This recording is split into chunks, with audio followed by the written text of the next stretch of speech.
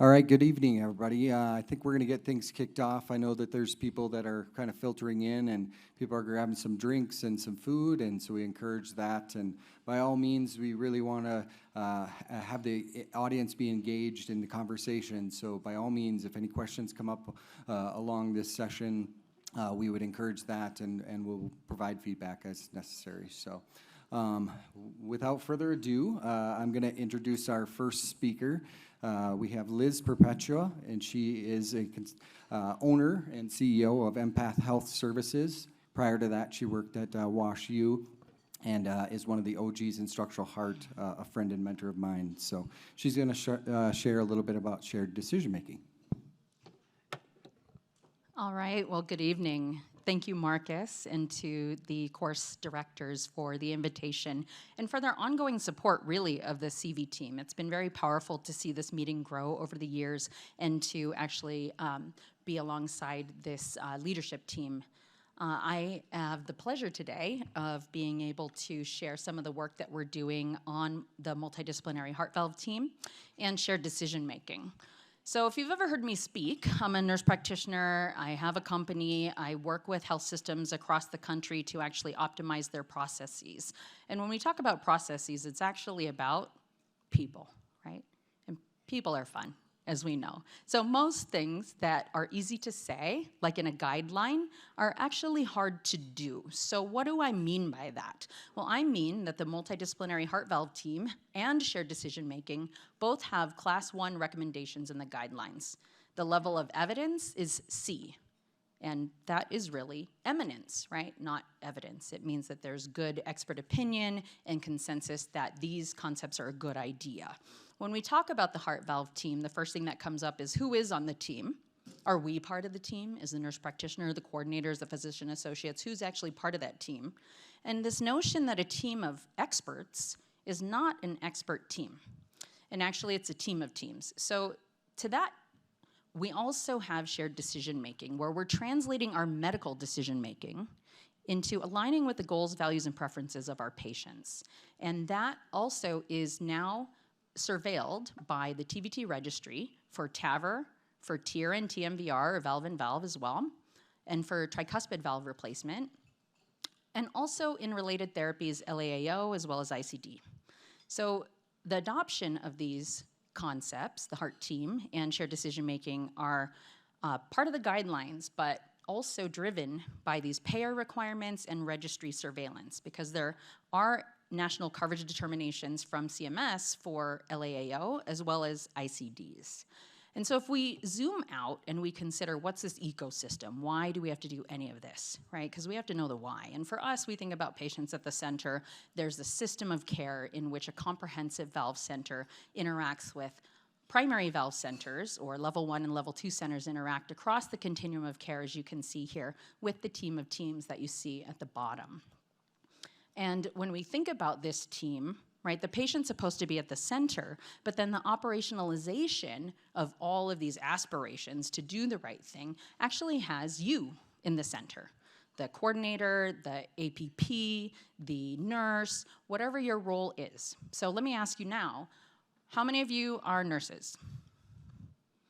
Okay. And how about cath lab techs?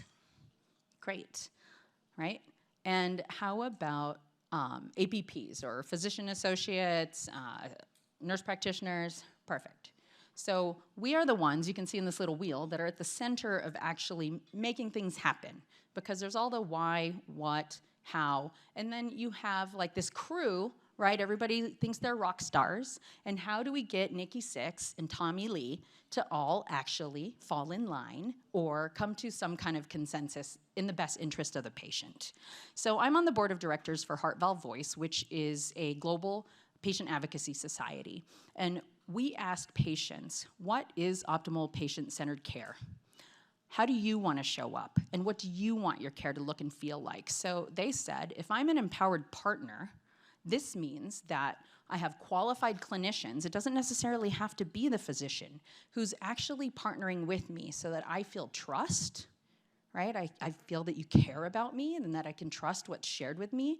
I understand the expectations, and specifically, that they want to be recognized as the expert.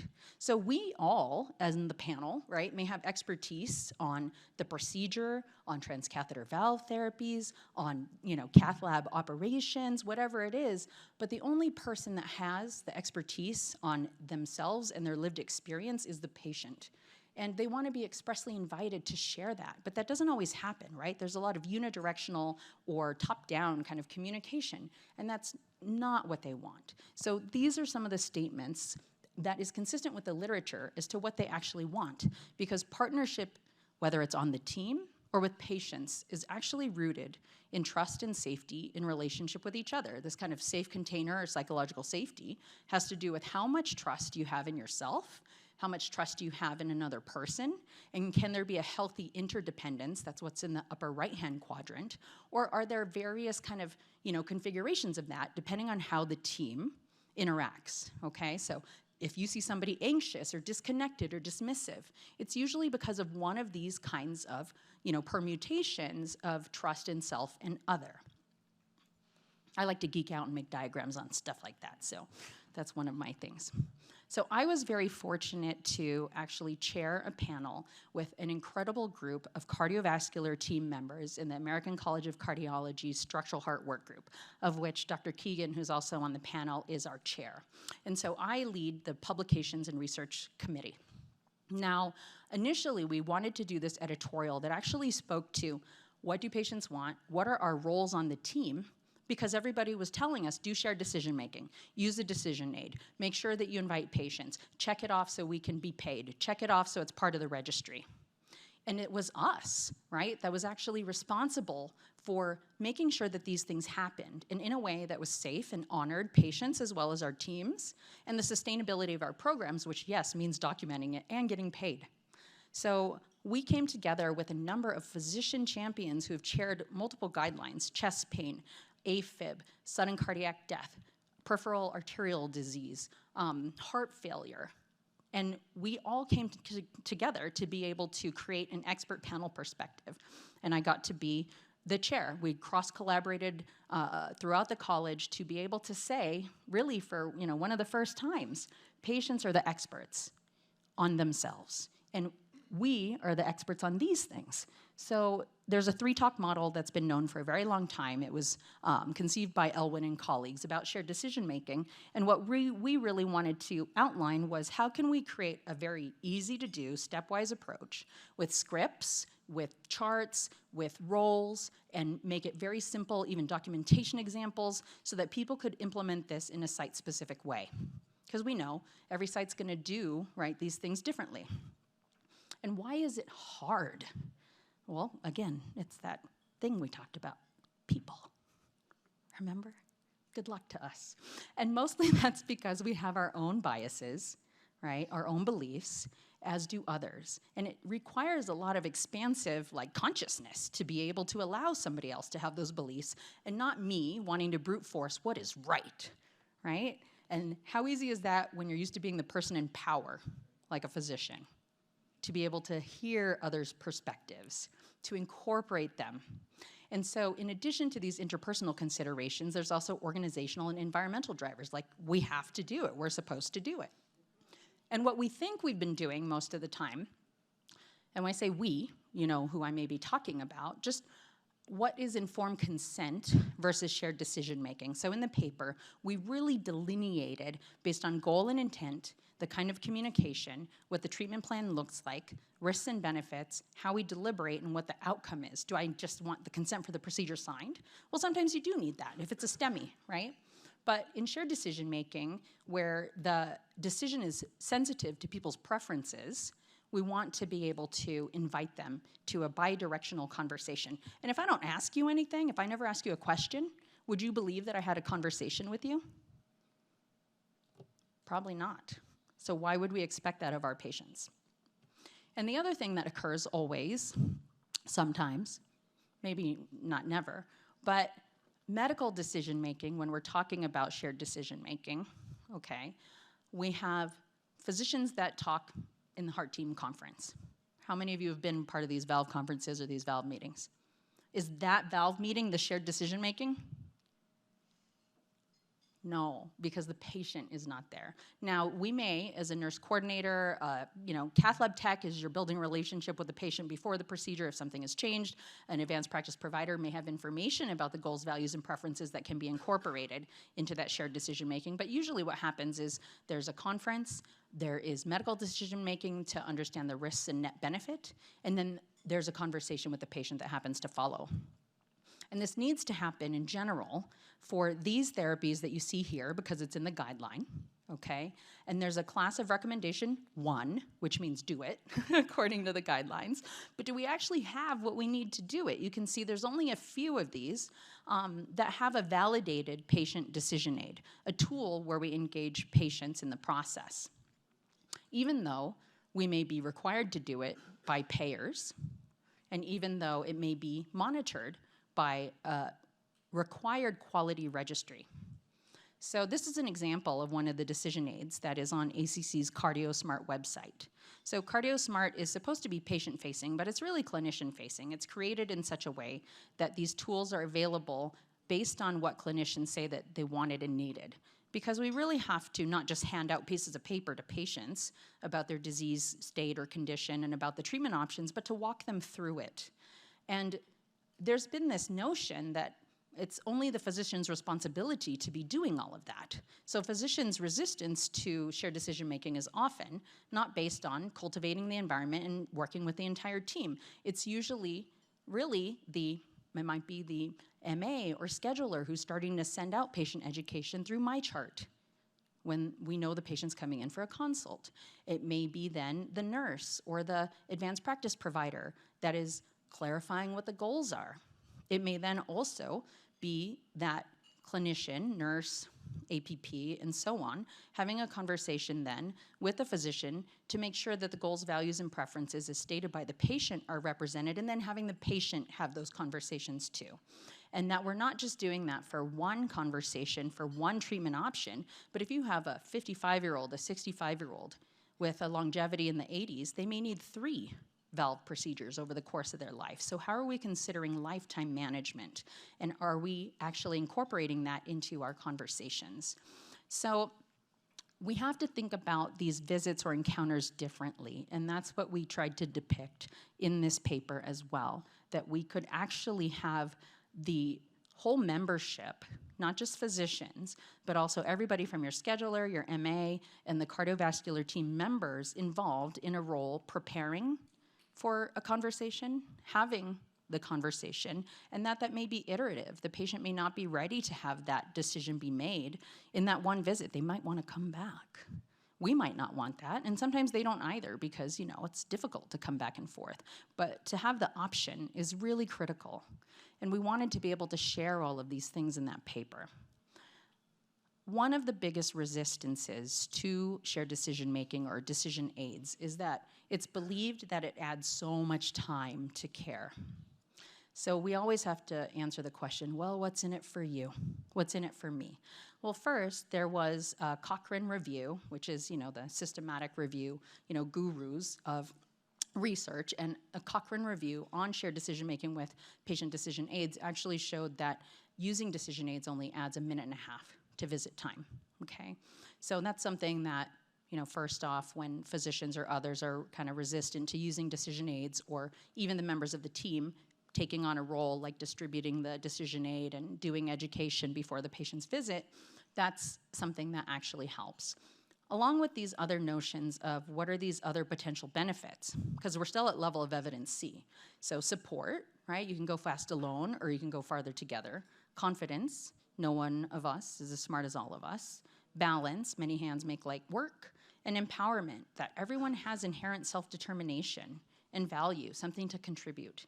And in this, there's also resilience, a high-functioning, effective team with shared goals, clear roles, trust, effective communication, measurable processes and outcomes. With those values, there's evidence that demonstrates it's actually protective against burnout. And that's actually from the National Academy of Medicine.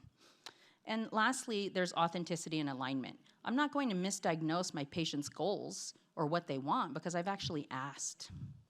And when we asked patients, they said, we're not really asked. I might not even know that this is an option if I present to a center that doesn't tell me it's an option, or maybe they don't have it and need to refer me somewhere else. So just some things to consider, because we actually are trying to have optimal care, which also means potentially decreasing unwarranted, unnecessary care. And I'm sure all of you have seen that in different ways. So in summary, right, we have partnership. We have partnership talk about choices. We have to expressly state that there's a choice to be made. They're invited to share what they know now and what questions they may have. And then we share that medical decision-making part of the options and their net benefit. And then have another kind of part of that conversation, now that you have the information, what next? And that it's in a way that patients can understand in terms of numerical and health literacy too.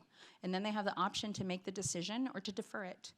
And these future directions for us are goal-based care across the lifespan with shared decision-making for prevention, intervention, and palliation. Implementation research, we gotta prove that the team works, right? And that's on us to be able to ensure that, and that it means some translation of equitable care delivery.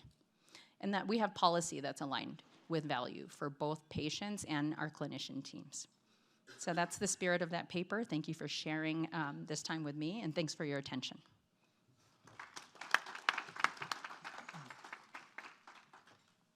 That was absolutely great, Liz. Really appreciate you sharing that. And just kind of want to open up a little bit of discussion. Again, if anybody has any questions in the audience, we would certainly welcome that. I was thinking along the lines that when you were discussing the topic, this kind of started as just like a buzzword, right? Like nobody really knew what shared decision-making was. It kind of sounded like a cool thing, right?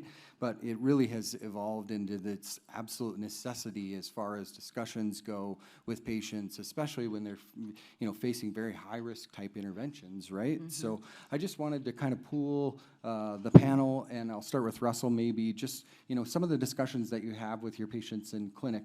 Are these things that are organically evolving, or I applaud Liz and her team because they actually now have like a structured framework that surrounds this, and I think a lot of us were just kind of going from scratch. So what do you think?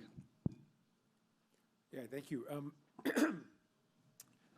So we use the tools from the ACC for the shared decision making, and one of the questions that we always ask the patients is, what do you want to get out of this procedure or this visit? Like to hear from them why they're here. Because a lot of patients are like, why are you here? Oh, well, my doctor said I had a valve problem. Yeah. My cardiologist said if I don't fix this valve, I'll die. And it's like, well, that's great, thank you. But but what are you looking to get out of it? Are you looking to be less symptomatic? Are you fatigued? Like, what are you here to do, and what are your goals from the procedure? And that sort of guides us to understand what their goals are, and whether it's to feel better or to live longer because they're going to have a grandchild or a great-grandchild or something. Then we know what their goals are and can work with them after the results of the testing and planning a procedure. Yeah, thank you. No, that's a great point, and there are a lot of great tools, and as Russell mentioned, really having that patient's goal, even in quotes, and documenting it. Because, we'll have our teams go back to that in follow-up. Hey, did you go to your grandson's graduation? Or, hey, are you gardening again?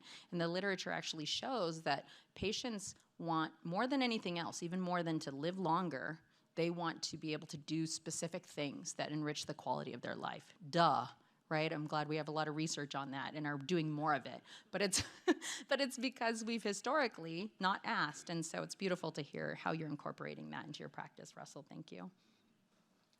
I was going to ask the other panelists, maybe Trish, as far as documentation goes, I think it's really difficult sometimes just to capture everything that happens within these visits, especially with some of these discussions that involve multiple family members. How at Emory, how are you guys handling that?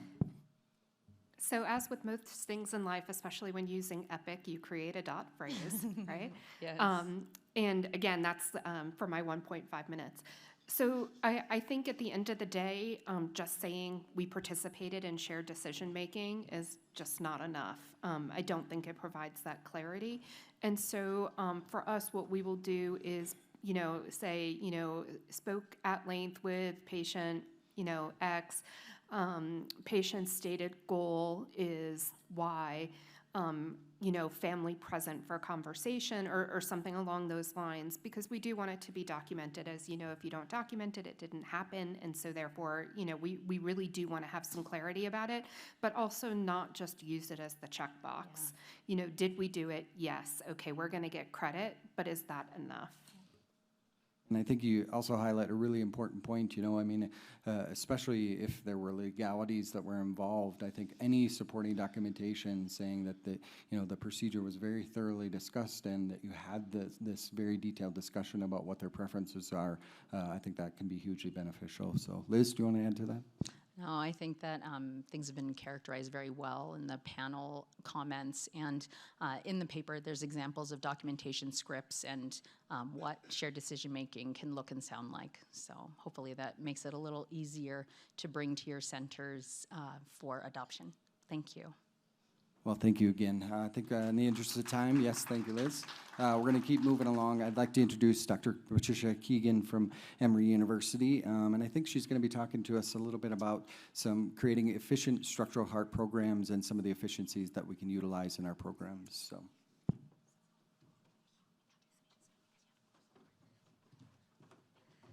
All right. So what a great talk is. We're talking about ways to create efficiencies in the use of dot phrases. So thank you to Marcus. And I wish I brought my wine over, and I wish Marcus had more wine. Just really a toast to Marcus for always making sure the cardiovascular team is represented at this conference, because we can sit there and we can talk about how great patients and great procedures are, but without those of us in the room who really help get the patient on the table, who help check, who help work with the people who are actually doing the procedure, we would not be able to have the outcomes that we have, and that is not lost on me. So thank you for being here, and thank you for all you do, and certainly thank you to Marcus for being here. So, all right, my job's done. Again, for me, a lot of this work, we talk about efficiencies and what does that mean, and really trying to put it in bite-sized pieces. How do you eat the elephant one bite at a time? So we've all seen slides, different ones. This one happens to be from Ignite. I know Medtronic has one, Edwards has one.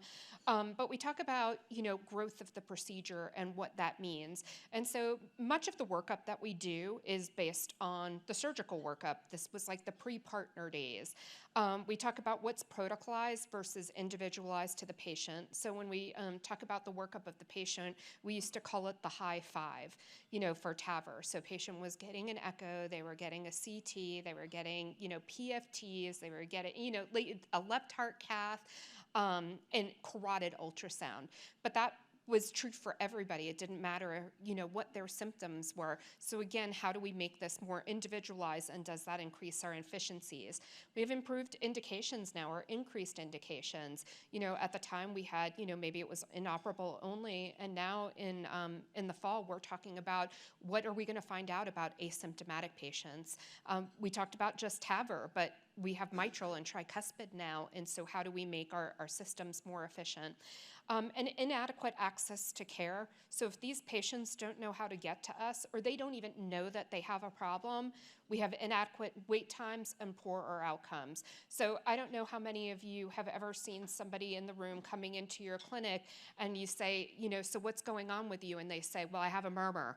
And you're like, okay, and they don't recognize that the murmur is actually a medical problem, that their problem is not the murmur, it's the valve disease that caused the murmur. And so we have a real disconnect. So we can talk about, shared decision-making, we can talk about all these things, but a lot of times the patient doesn't even know that they have a problem, and much less something that can be life-limiting.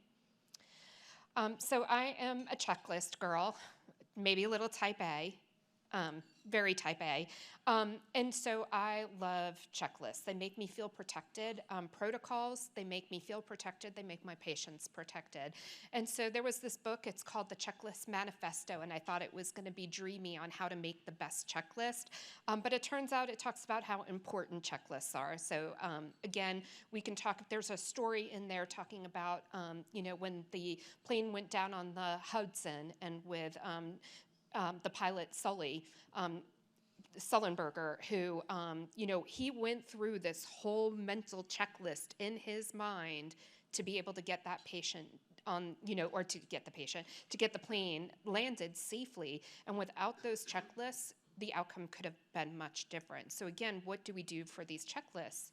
So again, as a nurse and a nurse practitioner, what is the patient's stated goal with shared decision making? Well, my stated goal is no surprises. I do not like surprises at work. I'm all about a good surprise party or a good surprise vacation or presents, but I don't want a surprise at work. And so with the patient, when you come in and you're taking care of the patient, maybe you're the bedside nurse, and all of a sudden you find out that patient has no family, you're sending them home with like a Zoll defibrillator. Is that the best situation? Probably not. We have to talk about that. Transportation. Oh, they can go home, but it turns out they don't have a ride. Now you're going to put them on the Greyhound. Or maybe there's insurance issues. You can talk about this and you find out, oh, they're low risk and they have Blue Cross Blue Shield for a TAVR, so you know you're going to have to spend some time on that case. The other thing is when we talk about testing, and we can have debates, in the world of transcatheter valves, do we need dental clearances for these patients? Do we need to check urinalysis, or does it just delay us taking care of patients or little old ladies with asymptomatic cystitis?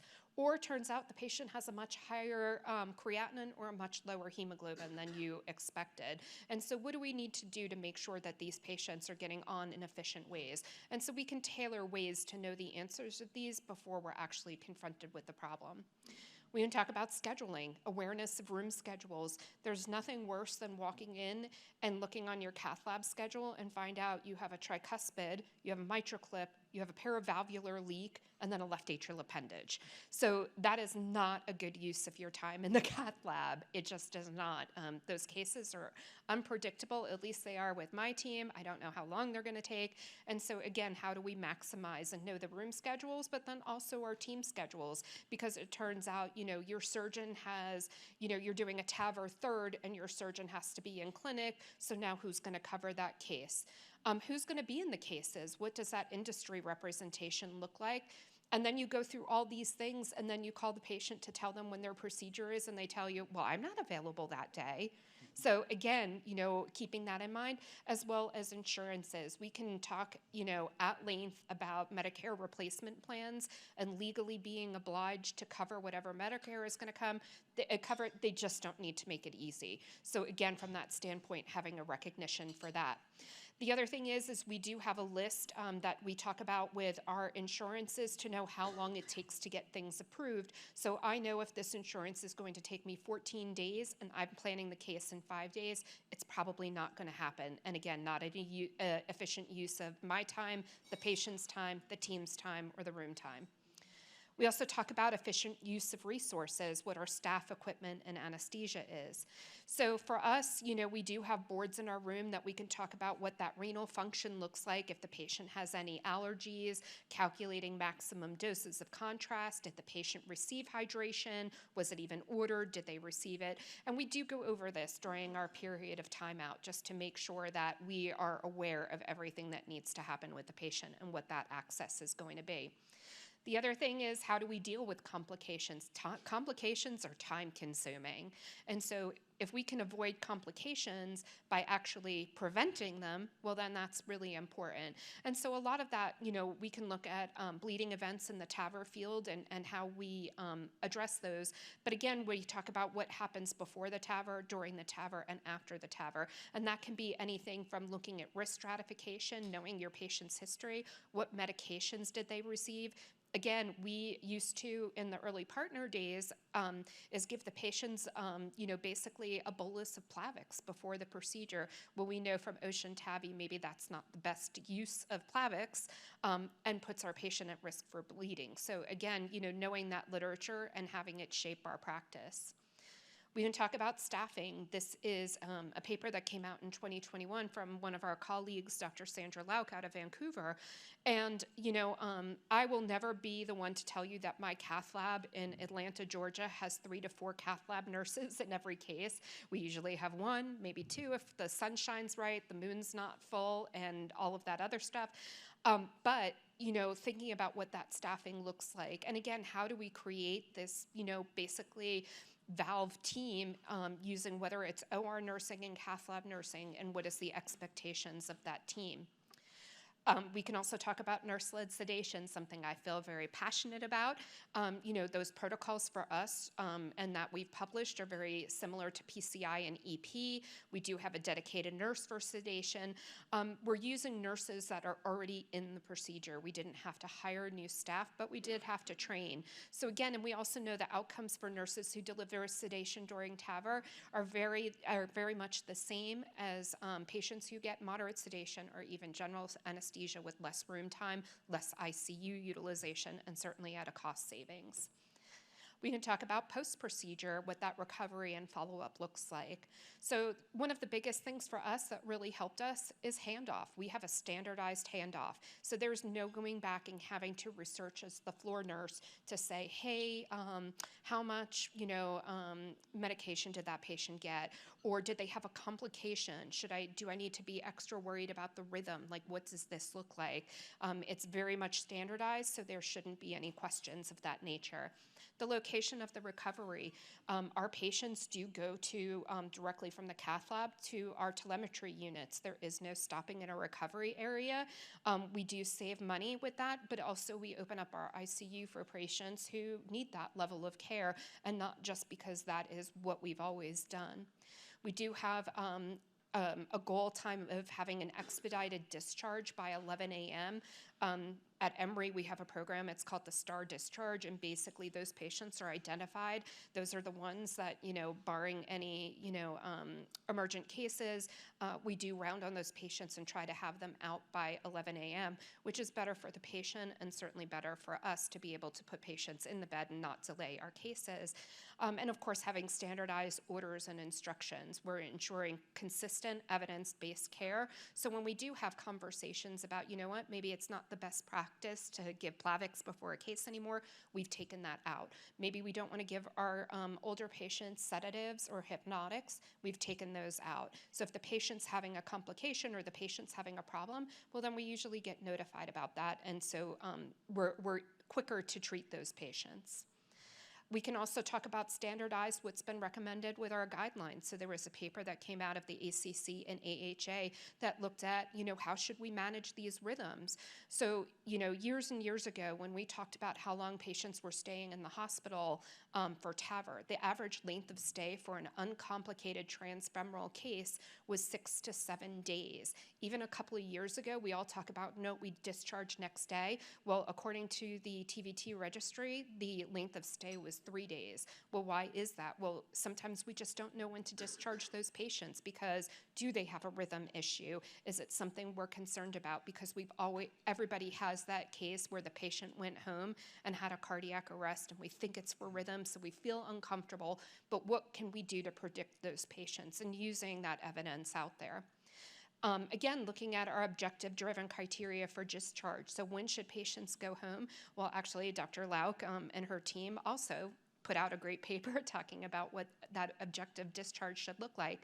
The patient should be up, they should be mobile, they should be back to baseline or better, they should be hydrated, they should be tolerating PO, they should be, free from rhythm disturbances, their hemoglobin should be stable, their creatinine should be stable. So again, if we look at all of these objective criteria, we can feel, comforted knowing that these patients are good for discharge.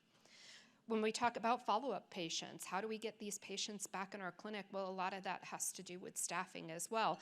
And so for a lot of centers, that's APP-led clinics. And so we do that follow-up. We do try to see our patients back at our specific site. We know that we are the people who probably know the most about the valve. We know the most about the procedure as the ones who did that. And to keep the patient safe. Also, noting if we see any changes in the gradients, what are we going to do with that? If I ask a lot of our local cardiologists, we have discussions about ham and halt, but how comfortable do they feel, or do they just want to start the medicine? Are we missing the forest for the trees? Because not everybody with an elevated gradient has ham or halt, or a problem with thrombus on their valve. And then that also helps us with compliance for our registry, which is really important for payments. When we talk about we're going to take money from Medicare to do these procedures, we've agreed to be compliant with that registry. And therefore, my nurses don't need to necessarily track down patients, track down the records, which can be very time-consuming if the patient just comes in and we have a one-stop shop. Now, that doesn't mean that always works out. The patients may live far away. Maybe they can't come back. We will always work out those differences, but we want that to be the exception, not the rule.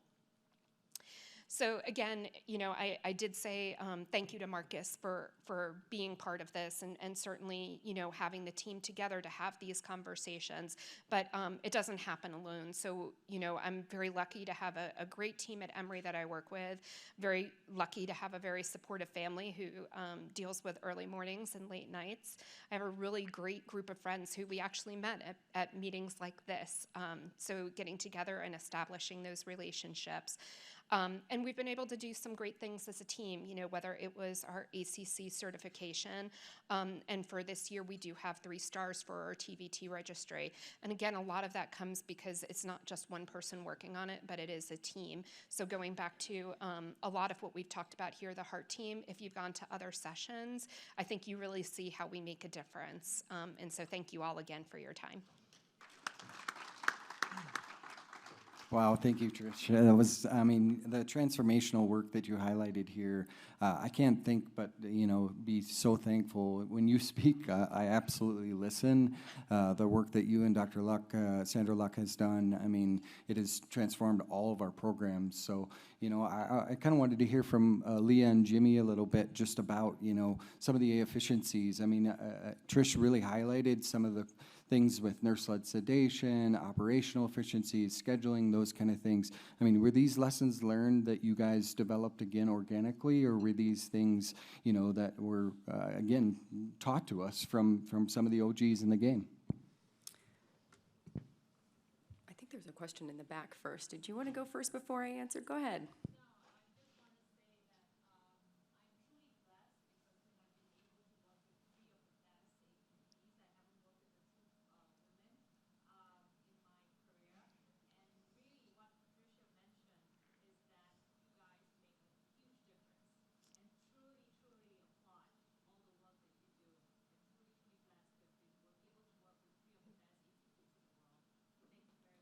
Thank you. That's a compliment. That's so nice.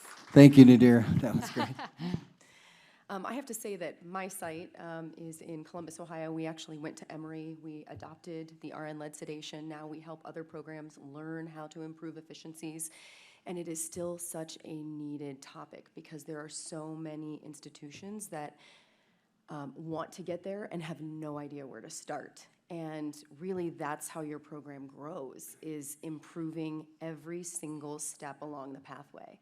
And it's not just RN-led sedation, but it is getting out of ICU. It is getting patients up in ambulatory much sooner than we previously were. We're not keeping them on bed rest for 6 hours anymore because it's not in the patient's best interest. But I just want to thank you because everything that you have published has really helped all of our programs to be able to become successful as well. It's really interesting, too, that you say that. So a lot of the work that we've published has been with our cath lab team or with our floor nurses. And, that to me is probably, like when I go down, I'll go down okay, because that to me has been, the real power in what we do, that it's just not the rules according to Tricia Keagan. She's crazy. She wants to sedate, TAVR patients. But it is really, again, we couldn't do it without our cath lab staff.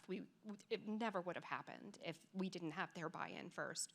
And so again, to your point, we hear about these things and we bring it back, but it's really rallying the team to say, okay, you know what, let's go for it. Let's try it.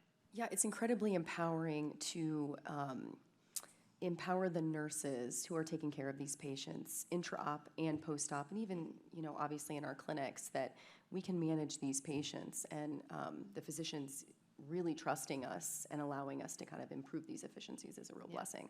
And I think that's a great point. I mean, a lot of this is protocol-based, right? I mean, you Yep. give us a matrix and a framework to work upon, but then again, it involves the entire team. The cath lab techs read into the nursing protocols just as good as the nurses do, and everybody, you know, the goal is that we're efficient, we get the cases done, and everybody goes home on time. So I think that, again, is just the resonance and the buy-in that we get from the entire team. So, Jimmy?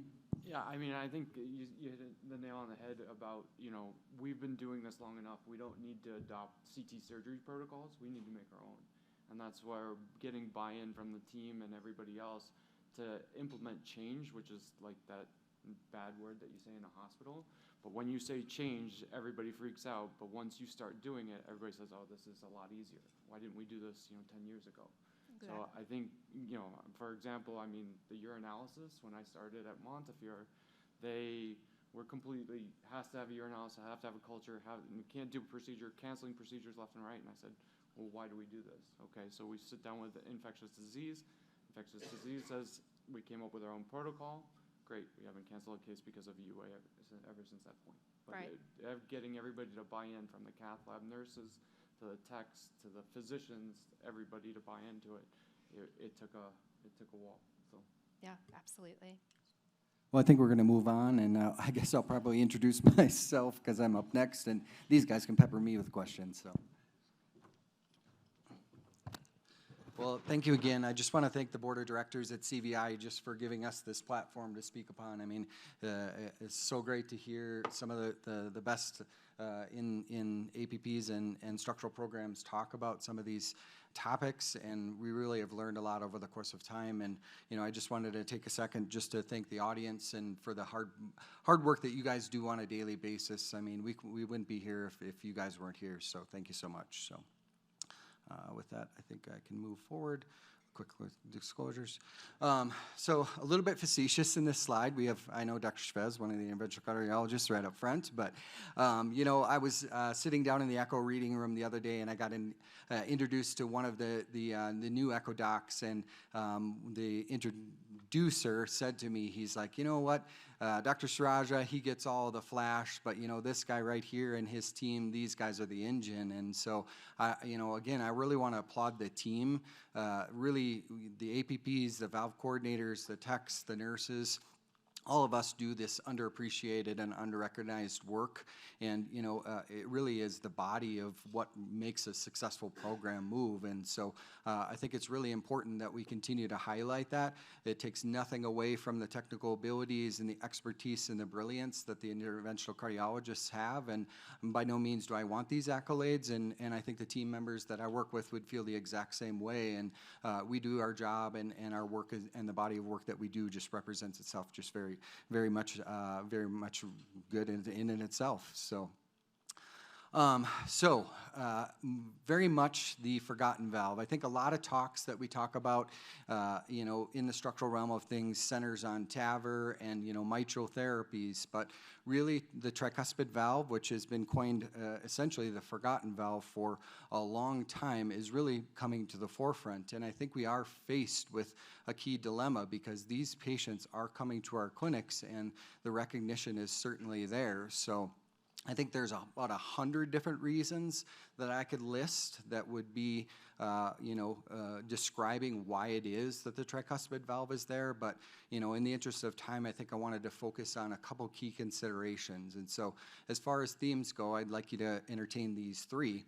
Typically, when we identify severe tricuspid valve regurgitation, it's in the setting of survivors of other tricuspid valve diseases. So these are the patients that are coming to our valve clinics. They may have MR, they may have AS, and really the TR kind of sits there as this innocent bystander. Or maybe perhaps they do recognize they have concomitant disease and that they're sending us to consider sequential therapies. And a lot of these patients, sit there for this long indolent period, and really what happens is the RV function continues to decrease over time. And really what we're learning over the course of the better part of the last 5 to 10 years is that this really is a huge key prognostic indicator for how the patients are going to do. You know, if you have somebody who has severe RV dysfunction and you cap off the TR, you could be talking about a troublesome situation. Oftentimes, these are patients that have chronic HFpEF that are seen in the clinic, and then all of a sudden somebody gets an echo and they realize that they have severe tricuspid valve regurgitation. And, you know, another reason that these patients do fly under the radar for a long period of time is that the severity of tricuspid valve regurgitation can be really, really tricky. And, you know, I think that's probably, you know, as a novice echo reader, I'm not a trained echo reader, but having looked at a lot of echoes over the course of time, I think the momentum and the flow on the right side of the heart is completely different than what we're seeing on the left side of the heart. And so, you know, this echo image that I have up on the screen, this is clearly torrential or severe tricuspid valve regurgitation, but sometimes it can be a little bit tricky. And so, you know, diving into the multidisciplinary evaluation that these patients undergo, using both MRI, echo, TEE, CAT scans, all of those things can really help us understand the severity of the disease and get these patients moving forward as far as treatments go.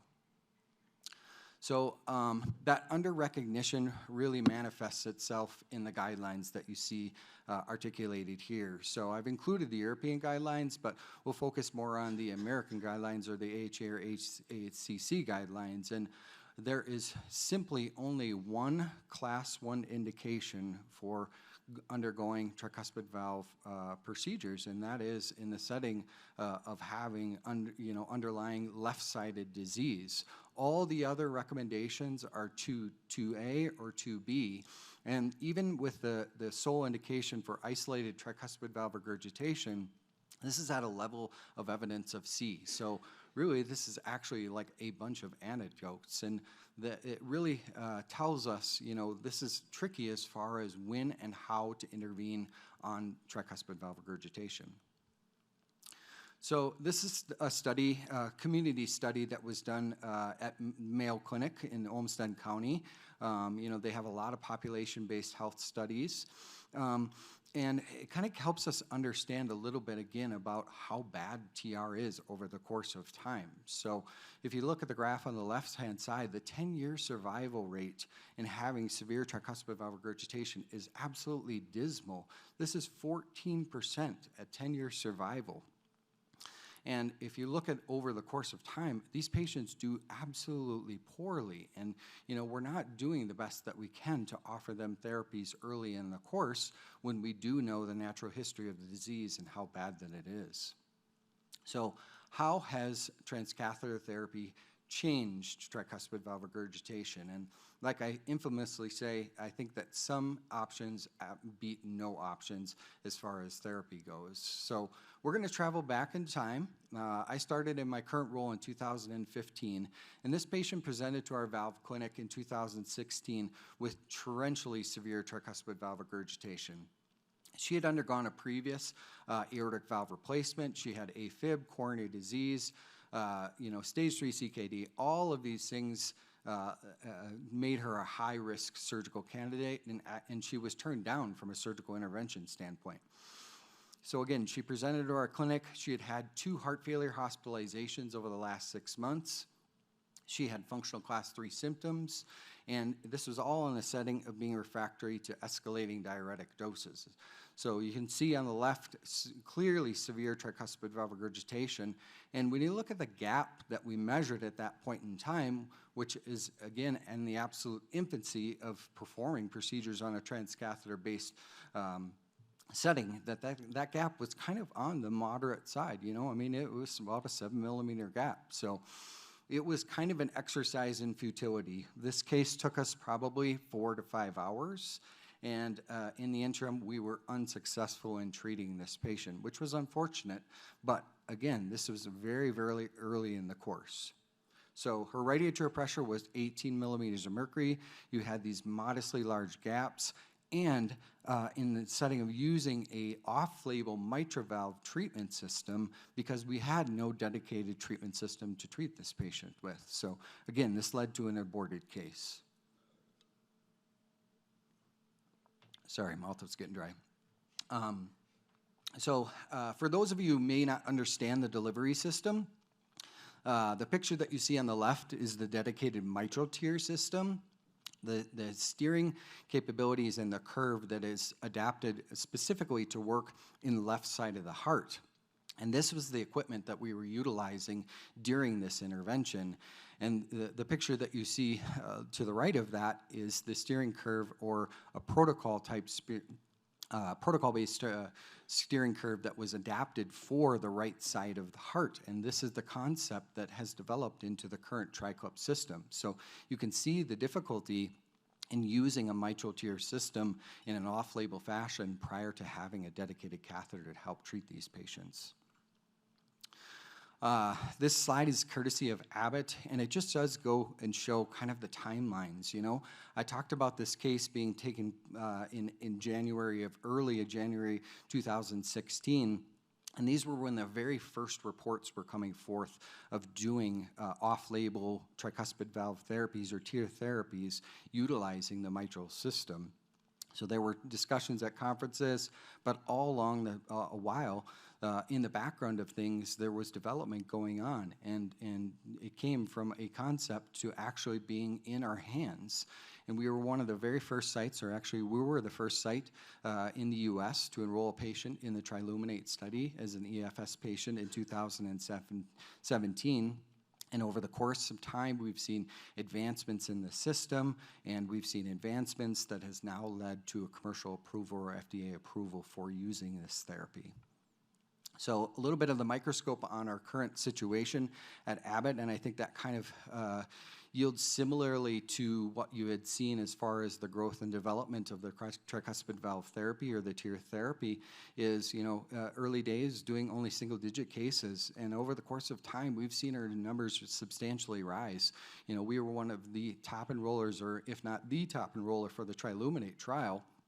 And subsequently, I think alongside seeing the improvements that we've seen in patients that are being treated successfully and the quality of life improvement that has taken place, we've seen a substantial rise in the amount of referrals that we're seeing. And thus far, we performed 32 cases on a commercial basis, and that doesn't even include the controlled access program cases that we did prior to the FDA approval. So a significant rise, and that really absolutely mirrors what we've seen in our TAVR volumes over the course of time as well too. So what are the key learnings? What are the key pearls that I've taken away from our experience and growth over the course of time? So we all know the picture on the left. This is the absolute core, the heart team that we utilized within our TAVR procedures. But what we've come to realize is the care coordination that's involved with tricuspid valve patients is exceptionally complex. I mean, you do have those key members that mirror what we see with TAVR patients, but you may need to reach into the extended team. You have patients with pacemaker leads, you have patients that have bleeding issues, they may have esophageal issues, and that could prohibit doing accurate imaging. You have PH patients, I mean, so on and so forth. So I think that, trying to get ahead of the curve as far as involving certain specialists and helping with the complex care coordination only will help your program grow as far as developing therapies here. It's kind of an extension of that first key pearl, but one of the learned lessons that we've seen is that you really have to get a hold of the prior auth process. I think that Trish did a great job of articulating that as far as a procedural efficiency. As far as planning goes, it may take a couple weeks to push these cases through, and that's just simply because CMS is trying to catch up with this new, absolutely new novel approval. And so developing a relationship with your financial clearance team, understanding what the indications are, making sure that your documentation is up to snuff. And Abbott, as a company, has done a great job as far as providing resources to help facilitate, timely approval for these patients. The second key pearl that I'd like to highlight again is a huge emphasis. I cannot emphasize how important the prehabilitation is for these patients. You know, you have to get ahead of the heart failure. And, the understanding is that within the trial, these patients were having very, very close surveillance. They were getting routine heart caths. They were seen by an advanced heart failure professional.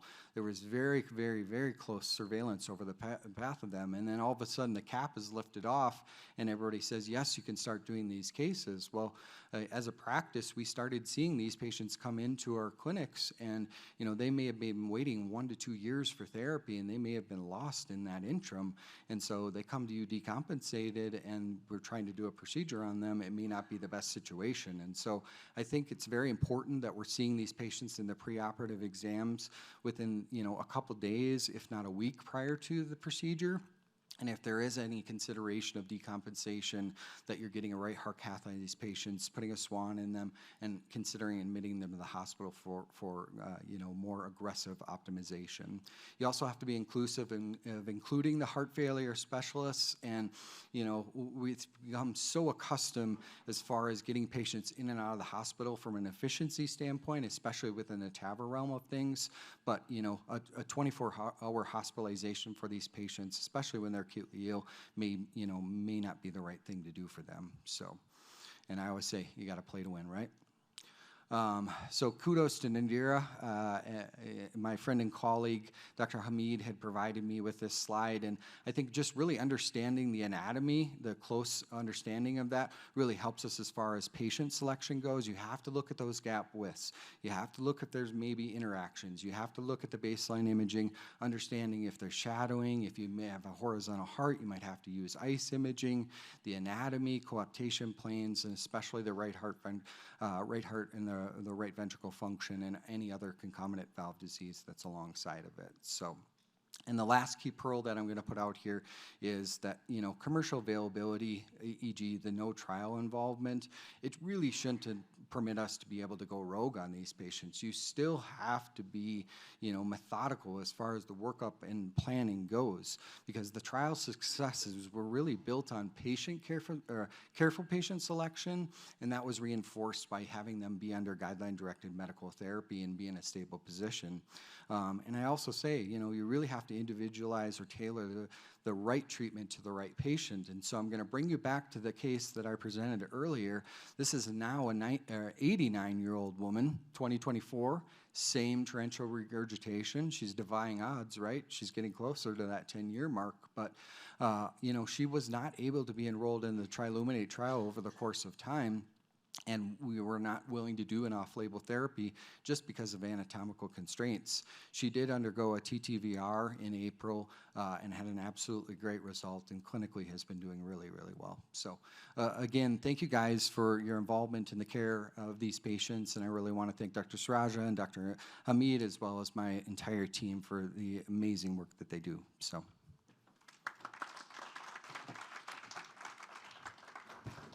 Mark, amazing talk, as always.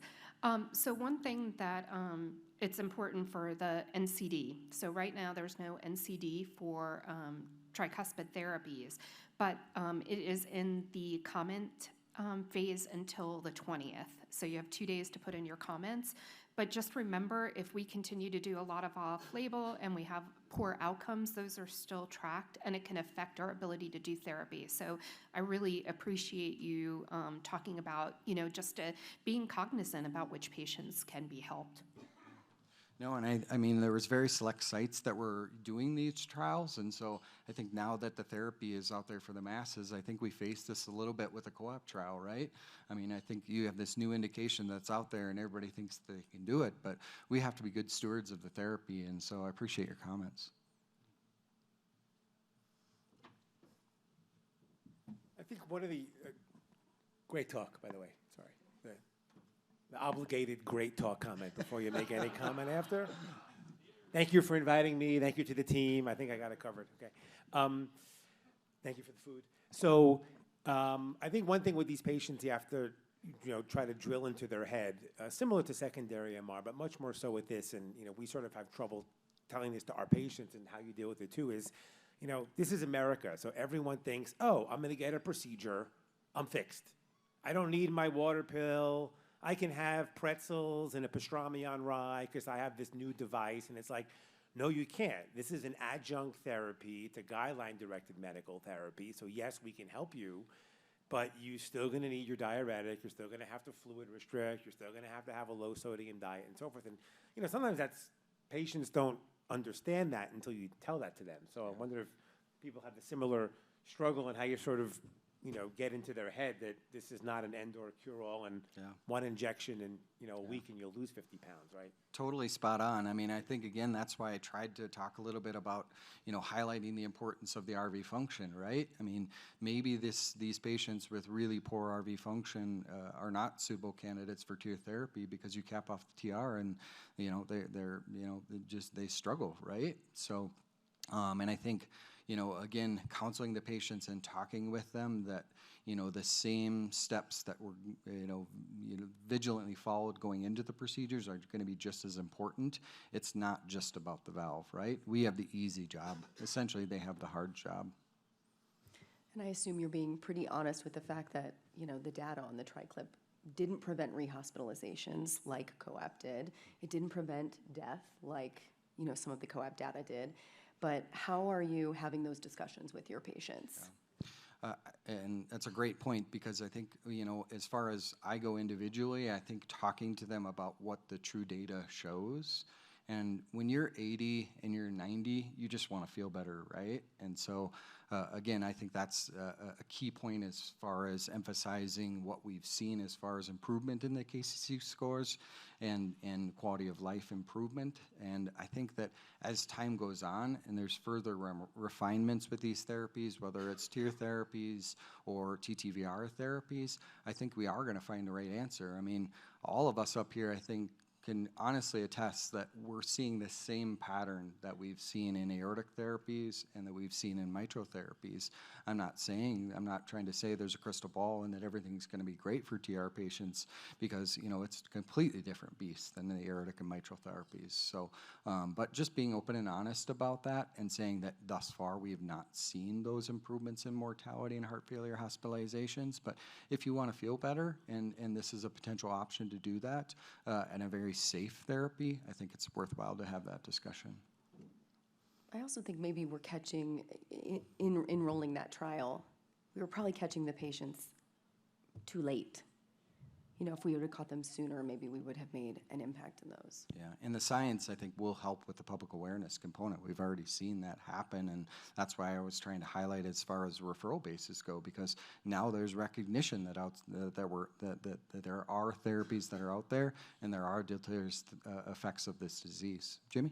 Yeah, I also think that, those guidelines, for the class 1 indications, 2B indications, I mean, that sets the precedence to our cardiology colleagues that, is therapy even warranted? We should just continue with medical management. So my hope would be is that as we understand this a little bit more and we get more familiar with the procedure itself, that we get a little bit healthier patient population that is not so far gone that we're currently seeing right now. And hopefully that will change the dynamics that we have currently. Great. Well, any questions in the audience? I just want to make sure that we don't forget about you guys. Anybody have any questions at all? So we've separated out our tricuspid valve patients to a separate multidisciplinary meeting environment.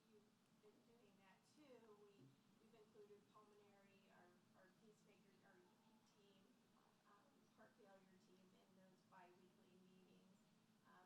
And we have put using off-label on hold. So we're not, it's been hard discussions with those patients. And do you find you've done the same things in your program as far as separating out those?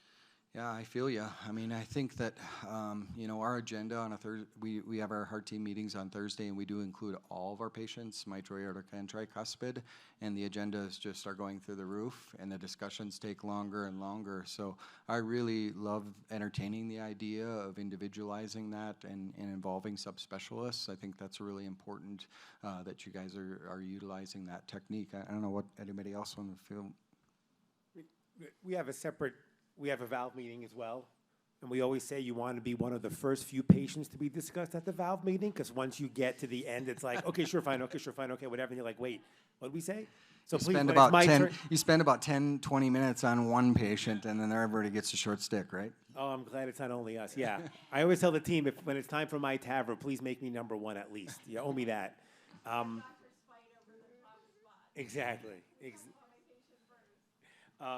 But yeah, I think we have a meeting, we have a valve meeting every week on Wednesdays, but we also meet with our heart failure colleagues separately once a week. And typically, most of those patients are our tricuspid. So it is, because it is very time consuming. I don't know what everyone else thinks. Yeah, I think that's a great idea. I wish I could convince our team to do that, but like the time of getting everybody together is kind of limited. So most people are in agreement on our team that we have one meeting and we just sit there and just suffer through the pain. But yeah, the majority of our time is spent on these tricuspid patients with our echosonographers continuing to argue about what the best therapy that we should be proceeding with. So. And as a panel, do you have any tips about consolidating these meetings? I mean, you know, we can go 20 to 30 patients, you know, on our Monday morning meetings and be there 2 to 2.5 hours. Yeah, so that's not including tricuspid. if we know that it's like a straightforward TAVR, we've kind of gotten to the point that we just we expedite through those. Everybody knows, like, hey, we've discussed this in clinic. We saw the imaging. Everybody's in agreement. Great, and on to the next one, and then we move on from there. And we focus most. Hard for our team is that we do not have APPs see the patients ahead of time. Our fellows see the patients with our attendings. So I would love to have the APPs see those patients, but it just hasn't worked for our team yet. Yeah, we have our fellows see the patients, especially at the new patient visits. Our APPs cover our inpatient service and then have continuity clinics. So what we do is you have to come with your plan. And so it's direct and to the point. And if you can't accomplish it, then, you know, you have to take it offline. But we have a certain amount of time. We can't separate our times because or we can't have different days, but what we do have is, you know, aortic is from, you know, 7:30 to 8, mitral is from, you know, 8 to 8:30, tricuspid is 8:30 to 9, and that just lets our consultants call in when they need to. So you have your fellows present more? Yep, our fellow we have one fellow who is in charge of making sure that everything is put together, slides are made, and that is, you know, you are, out of a lack of a better way to say it, the one throat to choke model. Well, as the timekeeper, I think I'm going to jump in and keep things moving on. I think we could have an entire symposium on just how to optimize the multidisciplinary meeting, and these are great thoughts. I wish we could continue to expand. So. I've got the pleasure of introducing our next speaker. This is Ileah Reichert. She comes to us from Riverside Methodist Hospital in Columbus, Ohio. I have to say, Ileah, you know, every time I hear the Sunday morning theme and the trumpet song, I think of you. That's a little bit of an inside joke. Well, again, you know, I have to do the, as usual, thank you for inviting me here. And I have to be honest that when you asked me, I envisioned, because I'm going to talk about kind of a controversial topic.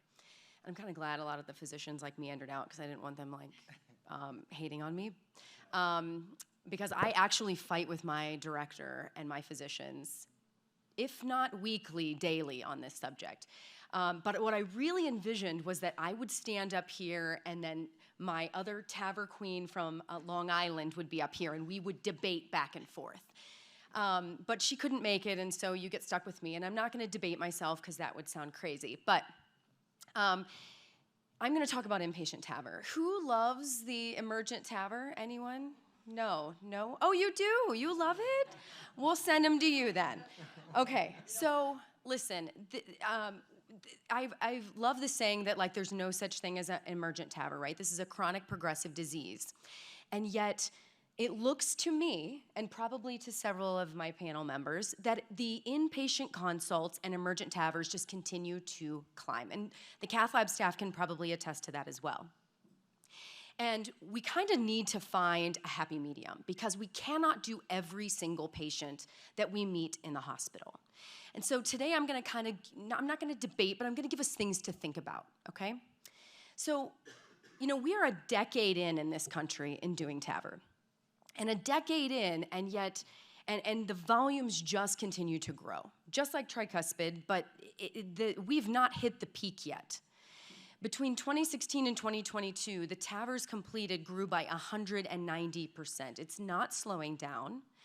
TAVR, as you all know, has surpassed surgical aortic valve replacement as the mainstay of how we are replacing this valve, but not at the expense of SAVR. We are just doing more procedures. We now have an opportunity to treat everyone, and so we see everyone.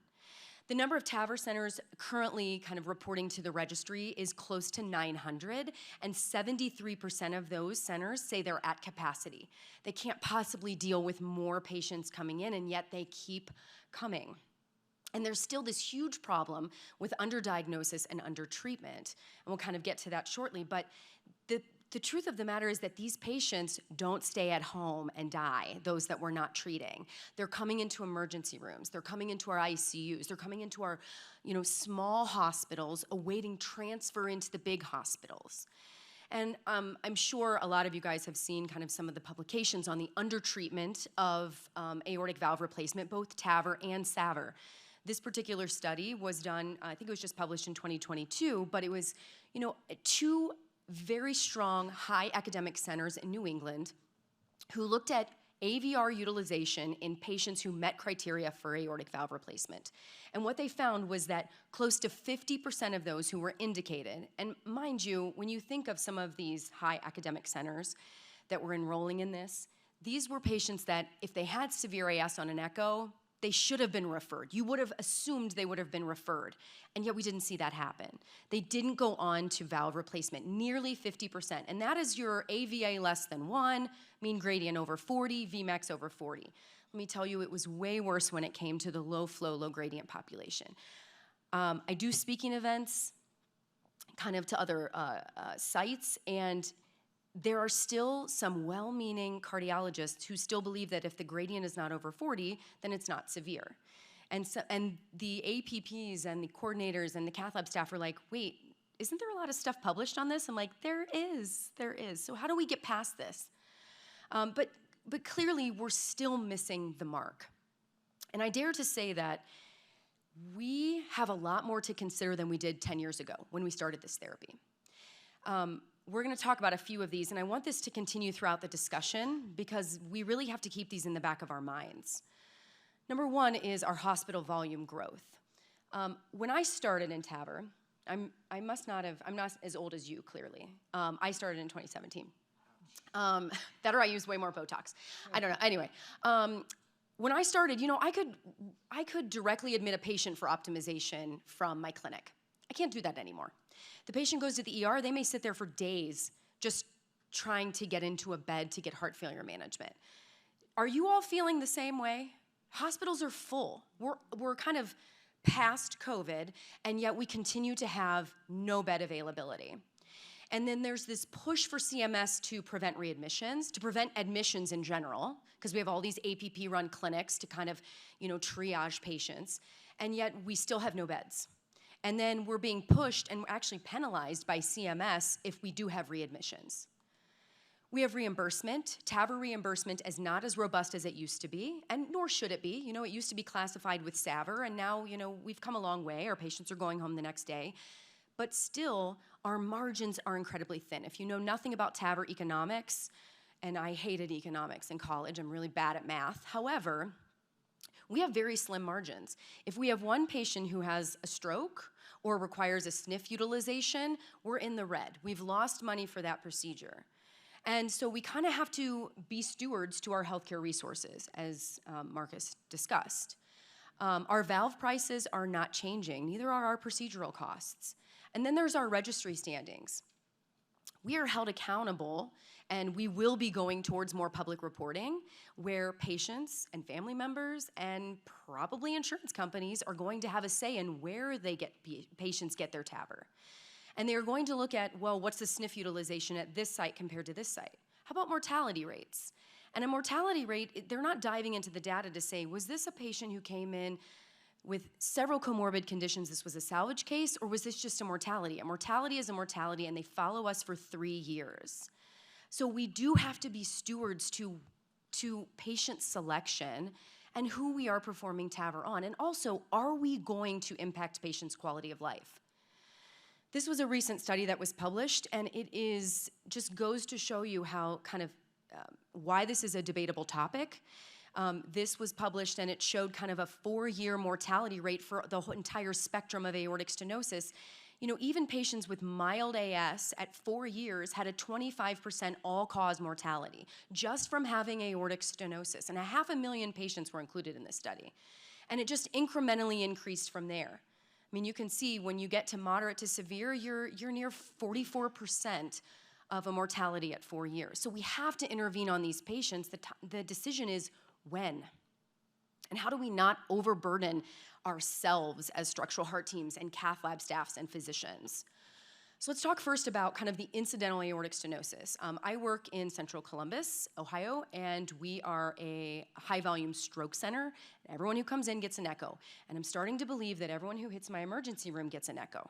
And our echo staff is like ready to walk out the doors. But anyways, it seems like everybody has valve disease, and we are very thankful for the referral of the patient who came in after an automobile accident, rear-ended, and they were completely asymptomatic, and they've got moderate to severe AS. We're thankful for that. But do we need to keep these patients who are not in heart failure in the hospital? Let me talk about just hospitalization in the older adults in general. There was a study published in U.S. News and World Report. A third of patients over the age of 70 and more than half of people over the age of 85 leave a hospital for any cause of why they went into the hospital more disabled than when they arrived. And cognitive decline, according to the American Academy of Neurology,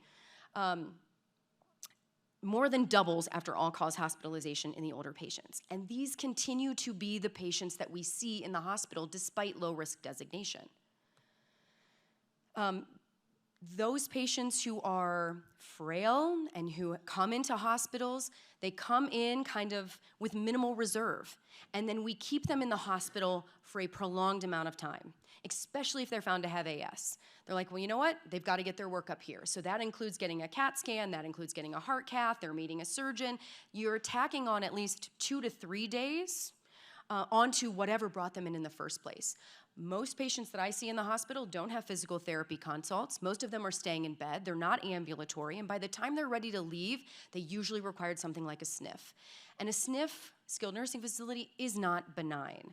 Patients discharged to a facility after TAVR are more likely to be rehospitalized, but they also have way higher mortalities, even out to 2 years. They also reported worse quality of life on their KCQHs in our TAVR centers. This was based on PARTNER 2 trial data at 2 years. So even out to 2 years, we haven't made these patients who end up going to a SNF feel any better, and we haven't actually impacted their mortality all that much either. This was a study that looked at frailty, rehospitalization, and mortality, and you can see in all of the bars equal to 100%, and it basically looks at if we do TAVR on a frail patient, and what is their kind of long-term prognosis? And you can see that the low frail group does fine. 50% of them were hospitalized or survived to 1 year and never had a rehospitalization. Compare that to only 26%, which means nearly 75% of really frail patients never are rehospitalized in the first year. And we are going to start, I think, we're kind of under this bubble of 30-day readmissions. I think it's going to go out to 90 days. And who knows, even longer than that is what kind of we're hearing from the registry. So kind of what's the answer for the incidental AS? Well, you kind of touched base on it. What about prehab? Admittedly, there is no publications on prehabbing a TAVR patient, but there is kind of in the surgical population. There are observational studies, but like this one, it was published in 2017, and it actually looked at implementing a home-based therapy program in frail patients and seeing how they did, those who were waiting for elective open heart surgery for bypass or valve replacement. And what they saw was that frailty actually improved, but even things like gait and balance and walk distance all improved. In fact, the 6-meter walk test was actually associated, if they had an improvement in that, with a decreased length of hospital stay after open heart surgery. Nearly all of them went home, and the big kicker was none of them had increased cardiovascular symptoms before their surgery. Now, I actually helped implement a prehab program at my site. This was pre-COVID, and for sake of time, I'm not going to go into everything, but what we noticed was that most of the patients who went through our program noted improved exercise capacity. I actually had a patient who was like, oh, I just want to let you know, I don't need that valve replacement. I feel great. I'm like, no, actually you don't. Now this was quite labor intensive. We had to get physical therapy involved, home health. I was like I was the concierge free NP because they would call me with things like blood pressure and weight gain and symptoms, and I was managing them. But none of them were rehospitalized before or after TAVR. They had a length of stay of 1 day, and none of them required sniff utilization, and all of them were severely frail beforehand. Now, that's easy to say. What about the most common, the acute heart failure decompensation patient? Now, about 1 in 5 patients with aortic stenosis will present with acute decompensation as kind of their hallmark presentation. That's how they get to know a structural heart team. So what do we know about, let's say we can optimize these patients. We get them off oxygen, we get them up walking, they're ready to go home. Maybe we've even completed their workup while they're inpatient. How long can we wait on these patients? Do we even know? Well, this was a study that was actually kind of pulled together, and it was kind of a, what do I want to say? It was a projection, and it looked at the partner trials, the high-risk and inoperable population, and it looked at how long could we defer TAVR and affect mortalities. And what it saw was that at 18 days, the mortality rate before intervention was at 1.9%. At 20 days, it was 3.7. Even out to 30, it was 5.5. Now, what about like real life? That's a simulation. What about real life? Well, if you all remember, not too long ago, COVID happened, and we began to divert resources. And they've actually done studies on, okay, we had to divert, some TAVR programs deferred patients. There were ones that went to, that were expedited and one that were deferred. And what did we learn from the AS defer study? And the patient characteristics are on the right. And what you see, and by the way, critical AS was not deferred, obviously. And what they saw was that at 1 month, about 19% of patients met the primary endpoint, which was either rehospitalization, MI, or death. No one died. Most of them were rehospitalizations. But more importantly, what it helped us do was triage who was more likely to decompensate in the deferred group. And they were patients with multivalvular disease, those with more than moderate mitral or tricuspid regurgitation, and those with lower ejection fractions. So at least we have some kind of knowledge base to fall back on.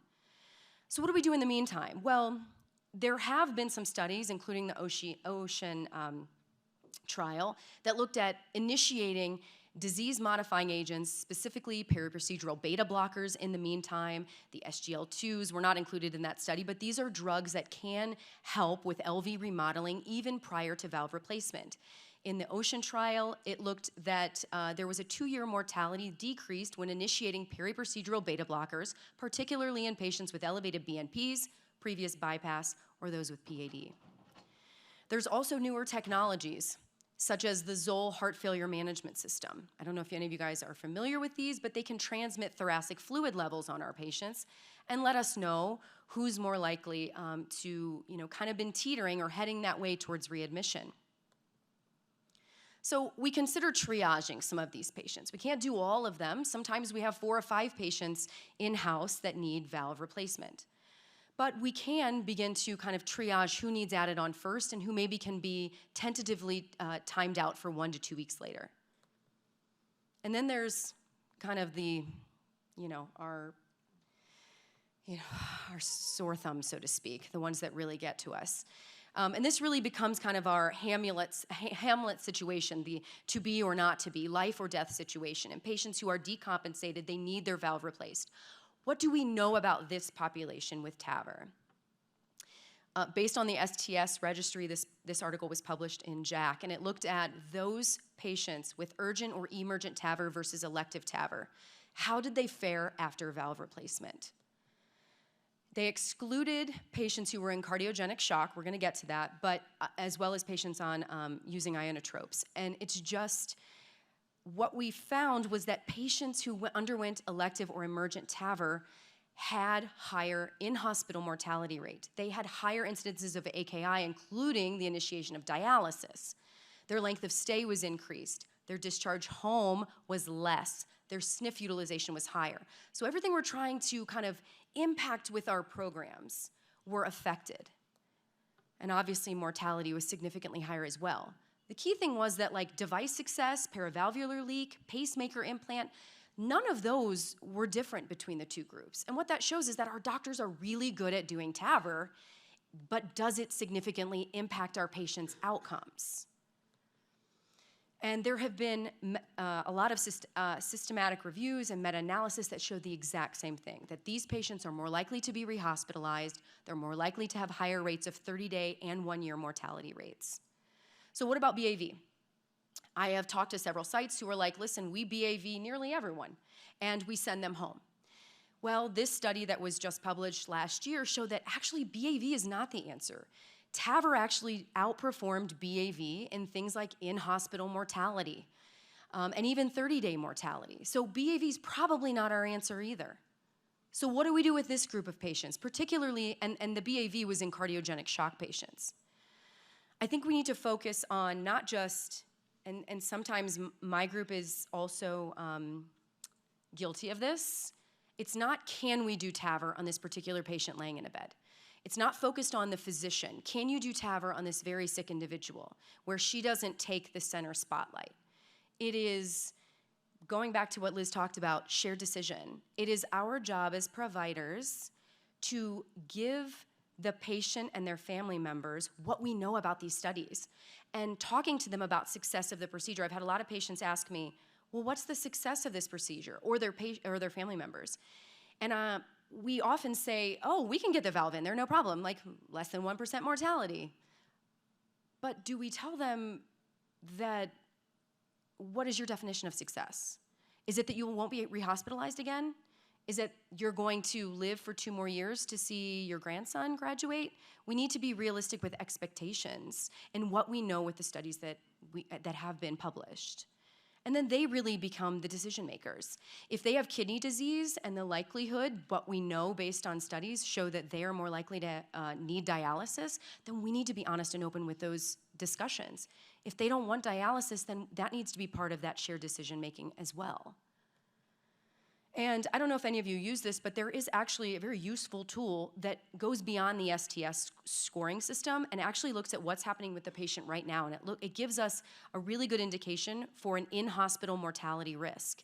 And this helps to guide those discussions. Sometimes that in-hospital mortality, given what is happening, and this can be downloaded on the App Store, by the way, it's from the American College of Cardiology, it gives us a really good statistic to share with our patients and family members. So I'm going to be quick because I'm way over time. So who are the inpatient TAVR? Because we'll never get away from it. So obviously those in cardiogenic shock who have more than 1 year life expectancy otherwise. Their comorbidities are not going to limit them. Those are the patients that we should focus our resources on. Obviously any patient who comes in with syncope, they tend to have smaller AVAs, lower stroke volumes, they have arrhythmias.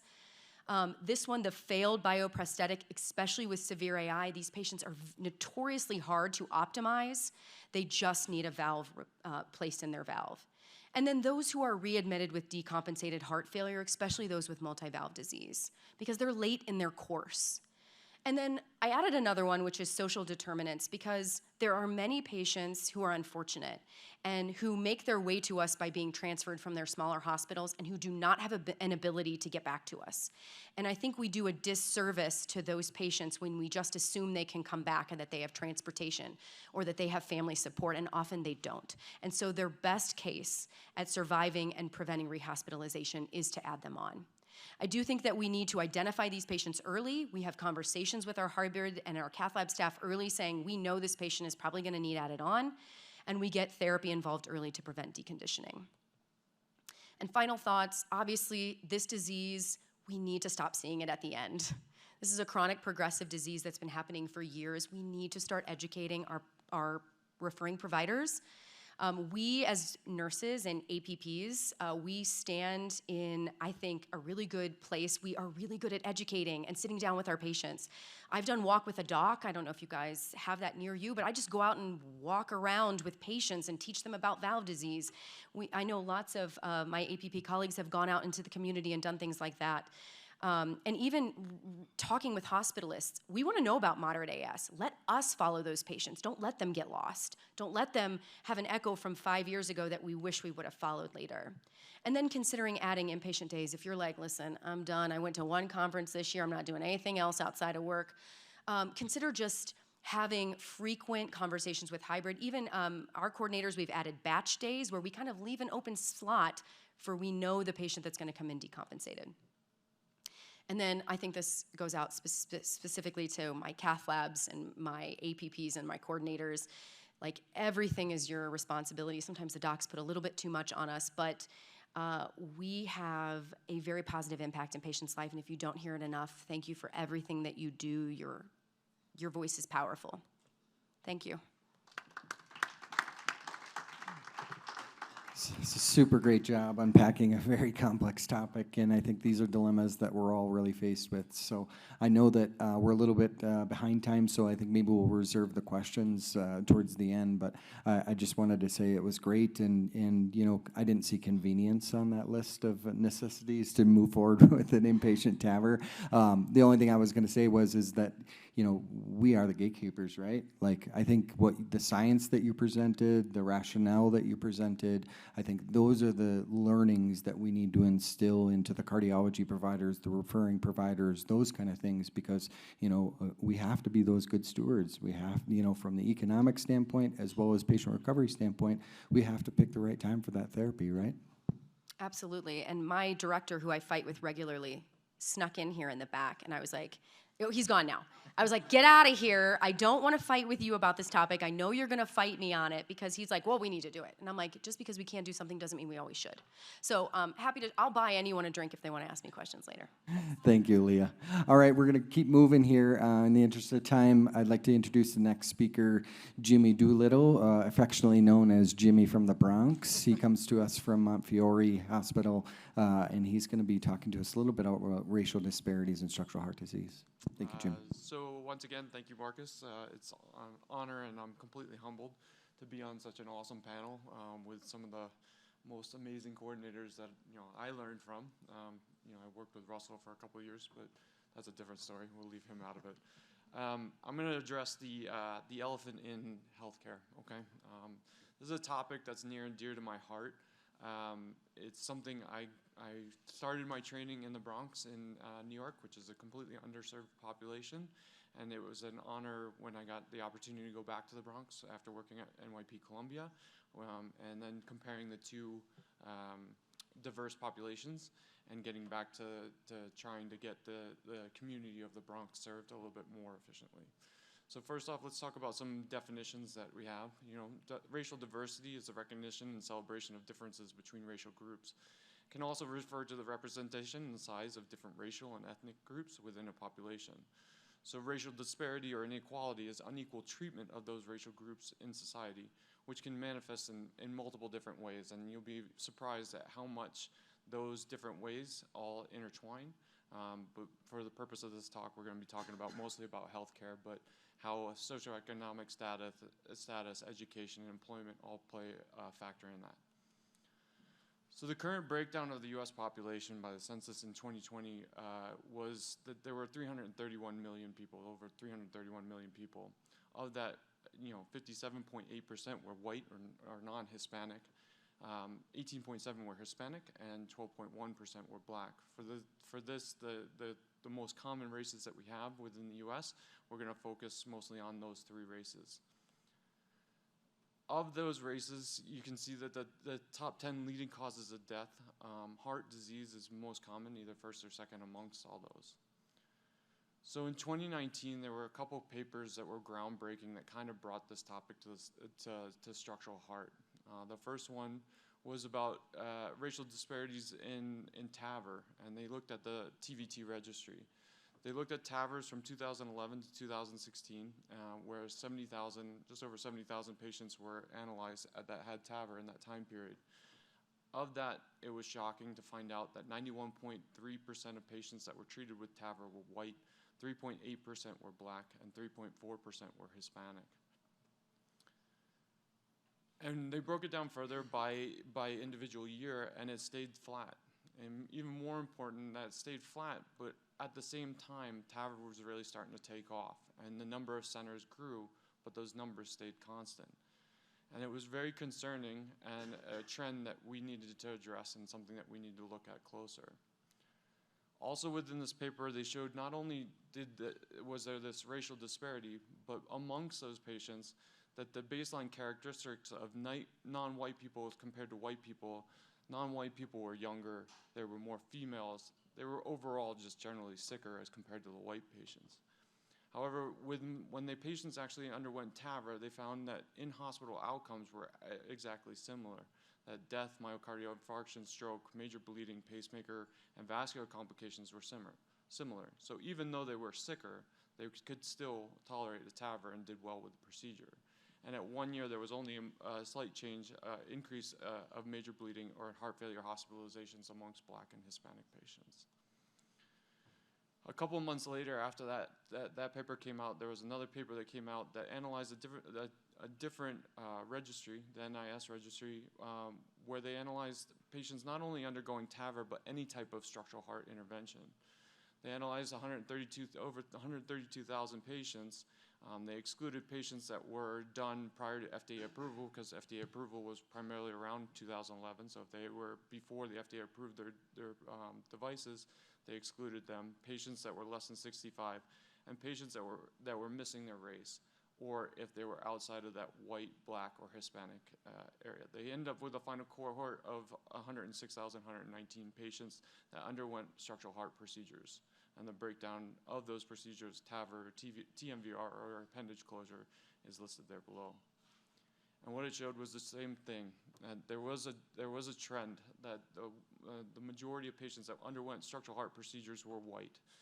And although it was high in TAVR group, there was some narrowing of the gap for TMVR patients, but left atrial appendage went on the same trend as TAVR, although Hispanics were a little bit higher treated. They broke it down by region, thinking that maybe there was some regional disparity. However, it was pretty similar amongst, although it was a little bit, the gap was a little bit more narrow amongst the South and the West. So the takeaways from this paper and the paper before was that there's common structural heart interventions are performed less frequently on Black or Hispanic patients. That we were treating a patient population that was primarily white. There was also, from the papers, there were significant differences amongst the demographic, socioeconomic, and clinical characteristics of whites, Blacks, and Hispanic patients. And the good thing that came out of it was that the in-hospital morbidity, mortality, and costs were all comparable across all three of these races. So what do we do about it at Montefiore? I knew about this data when I went back to Montefiore, and I took it to heart. And I needed to do my own analysis before I could figure out what the problem truly was. So I first looked at the census, and this was the census data from 2020. And you can see that New York State as a whole is primarily white, with Hispanic being the second most common and Blacks being the third. Then I narrowed it down into the Bronx, where we were the complete opposite. We had over 50% of our population is Hispanic, 30%, just under 30% is Black, and our third most common race is white.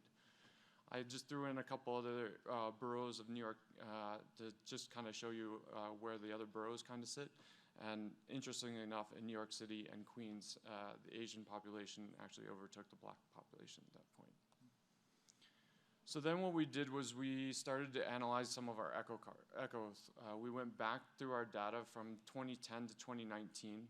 So from January from 2010 to December 2019, there were 330,570 echoes that were performed at Montefiore Medical Center.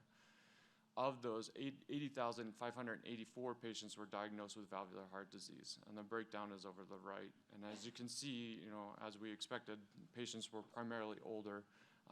And we then sorted it out into the severe disease. From that, you can see our graphs, and we were going on the same trend as the nation, even though our patient population was completely opposite of the national average. We saw that the aortic stenosis, our aortic stenosis patients were primarily white. There was a little bit narrowing of the gap, as was seen in that paper amongst our mitral patients, and more interestingly is that there was some equalization amongst our tricuspid patients, so we were doing something right from the tricuspid standpoint of things. So what did we now had the data, and we then had to figure out what were the causes and how can we fix these causes. Without the cause, we can't fix anything. So initially, we used to say that we said that we could blame insurance and use that as a crutch. If a patient didn't have insurance, they couldn't get into us, we couldn't treat them. But due to the Affordable Care Act, we can't use that as an excuse anymore. And so we then started asking our patients and looking at more data from the census and everything else to understand that, and what we understood is that the patients in the Bronx were mostly of a lower socioeconomic status and were undereducated. They therefore had lack of access to internet or any type of material to educate them about healthcare or about their health, and therefore didn't even know that we existed or had therapies to treat their underlying medical conditions. When we asked our patients in clinic, or our cardiologists, what's the biggest barrier to get patients coming to us, the biggest complaint was always lack of transportation. The public transit system in New York City is great, but once you get into the boroughs, it gets a little bit sparse, especially in the Bronx. There are only like 3 major subway lines. The Metro North goes up there, but the distance between those lines and hospitals is usually often very great, and it comes with some cost.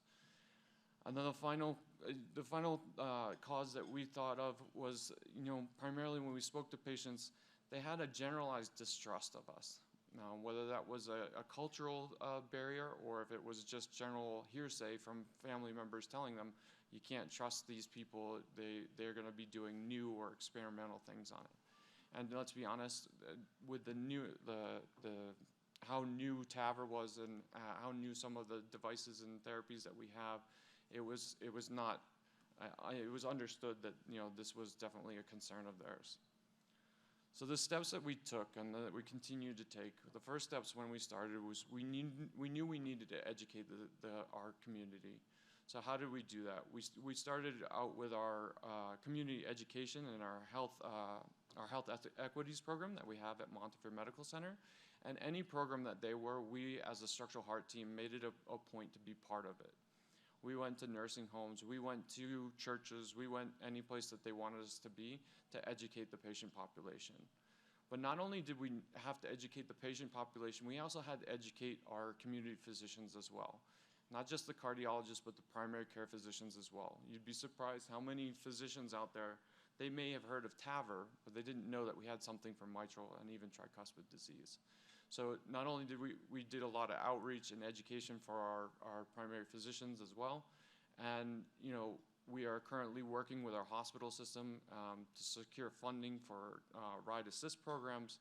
And the most latest thing that we're trying to do is we're trying to get into the political scheme of things and petition our local governments, our borough presidents, to understand and bring to light that this is a problem and that there are solutions and ways that we can fix it, and hopefully they can help us do that.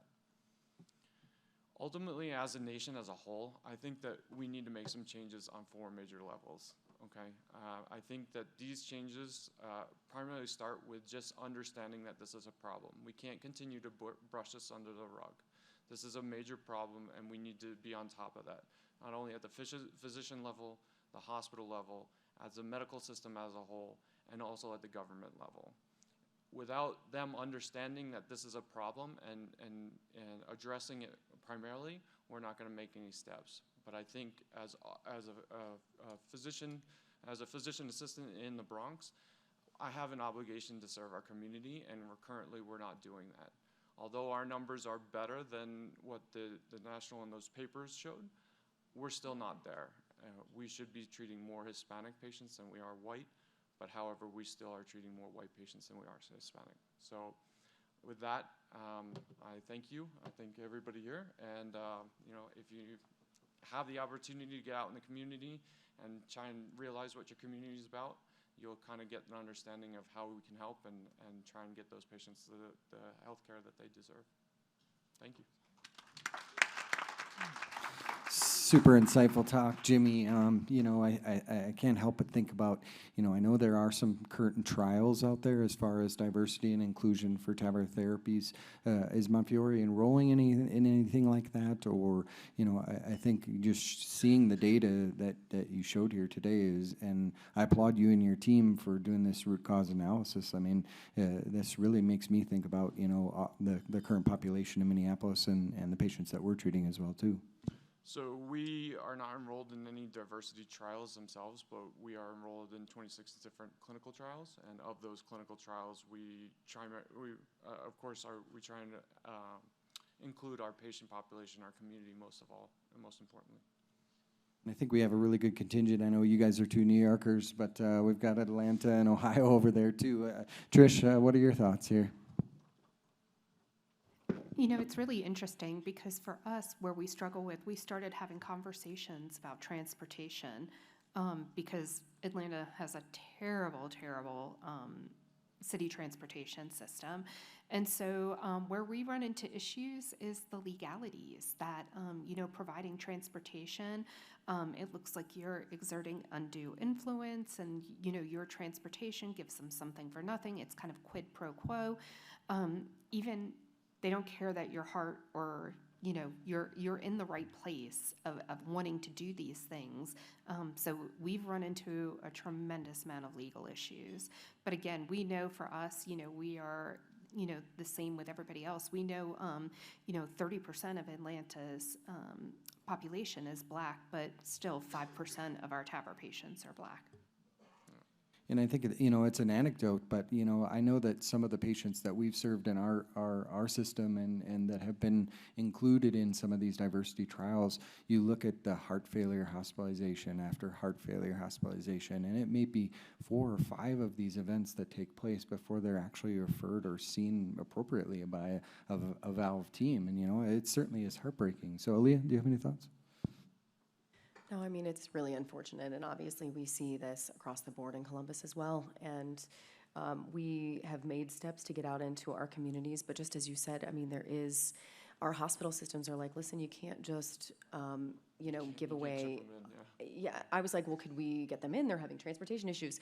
There was kind of this diversity thing that was going on within our hospital, and I was like, well, let's get connected with this. Let's get plugged in. It's a transportation issue. The transit system, a patient could live less than a mile away from my hospital, and it would take them about 3 hours to actually get there by the public transit. And this is such a complex issue that I don't think it's something that can be, you know, easily fixed.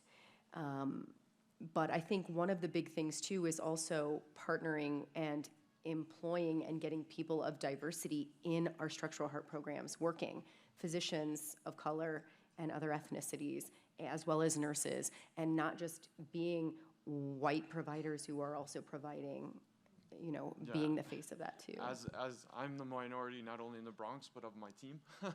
So, and I consider that a good thing.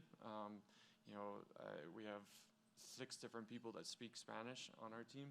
You know, we have Italian, we've got Japanese, we've got, you know, Mandarin, we've got Chinese. You know, everybody has their own little niche on our team. And we've worked very hard to create our team to kind of mirror our community that we serve.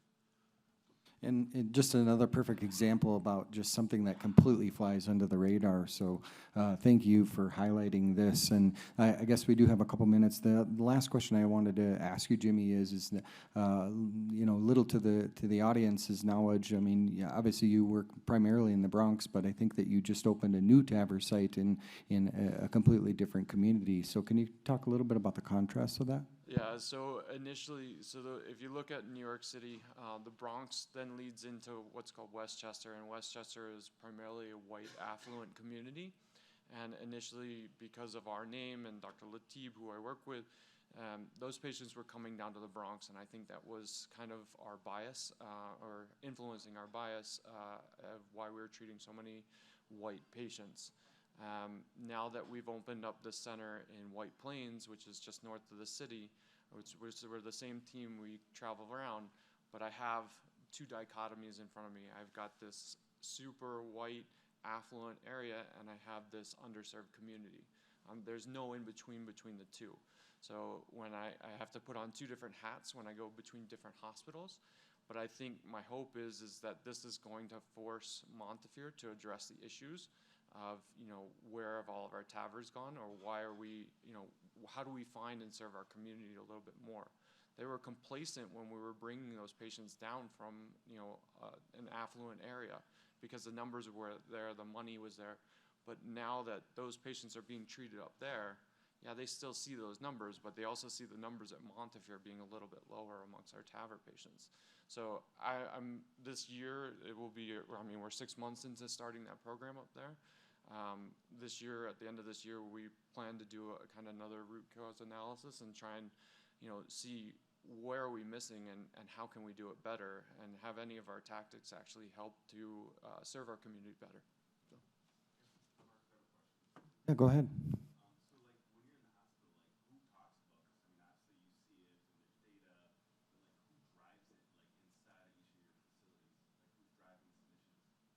Well, at our facility, it's me for the structural heart team, but with our health equities team, they drive that issue.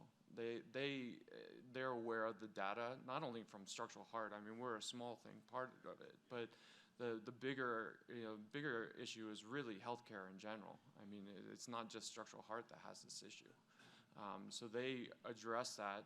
They are trying to correct it, and we work closely with them about their initiatives and our initiatives and how we can benefit from each other to meet a common goal.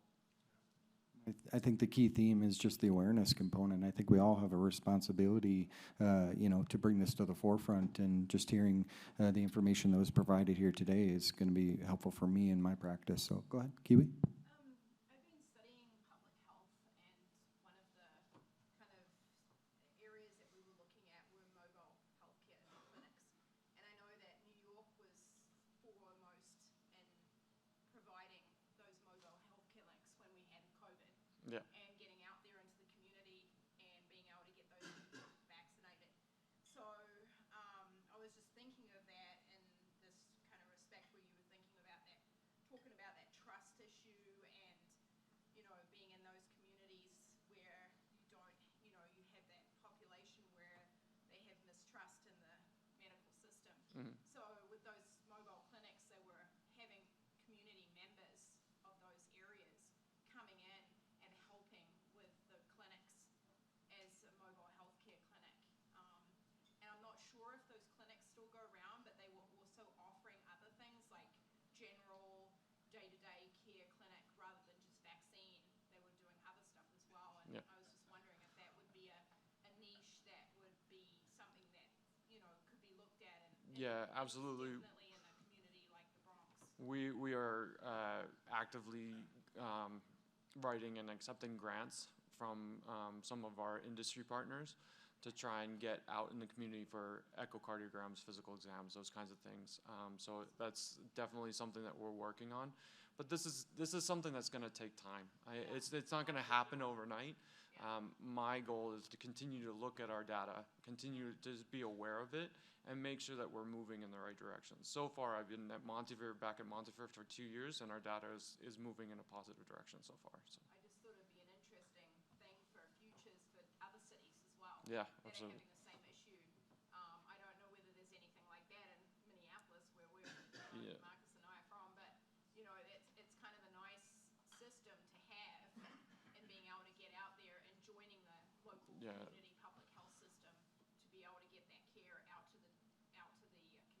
Yeah, and then it instills some trust that we're there to help them, and that we're not there to, put them through a procedure. Not everybody needs a procedure. And just coming to the doctor doesn't mean that you have to get a shot. It's like we're here to help and just to surveillance and to try and help them live longer and feel better and have a better quality of life. That's the big goal. Well, great discussion. Last but not least, I'm going to introduce Russell Brandwein from Columbia University and Irvine Medical Center. I would encourage everybody in the audience to turn their ringers off and anything that dings or moves off, because Russell's going to talk to you a little bit about multitasking here. All right, good evening, everyone. I already gave my mandatory, obligatory thank you, and great job, great talk. And Jimmy, one critique about your talk, you went over the 5 boroughs of New York, but I'm from, where's Staten Island? The forgotten borough. It's not forgotten. It's purposely left off. Oh. Oh. Okay. The New Yorkers are coming out here. Oh, my borough is very upset, very upset. They're always upset. I know. It's true. It's true. How's the Bronx, by the way? So, again, my name is Russell Brandwein. I'm from Columbia University Irving Medical Center in New York City. And as much as we joke we're in Manhattan, we're not in Times Square, which is what people think of when we're in Manhattan. We're actually not too far away from the Bronx, up in Washington Heights. Not too far away from the Yankees. So, you know, in coming here, giving an out-of-the-box talk, you know, we've heard about structural and heart disease and valve disease, and, you know, I'm sure everyone's bored of hearing all that already. So I'm going to go over a thing about multitasking. And is that good? Is that bad? What do we think about multitasking and so forth? So I have a disclosure completely unrelated, but they made me put it in. So what is multitasking? So can someone even multitask, and where did that term even come from? Well, it came from computers, right? When a computer is able to do multiple functions at once, oh, the computer's multitasking. I'm opening up this program, opening up that program. I have this running. And really, back when that term was created, the computer wasn't really doing it all at once. It was doing it step by step, just it did it so quickly that it looked like the computer was able to do everything simultaneously, but it really wasn't.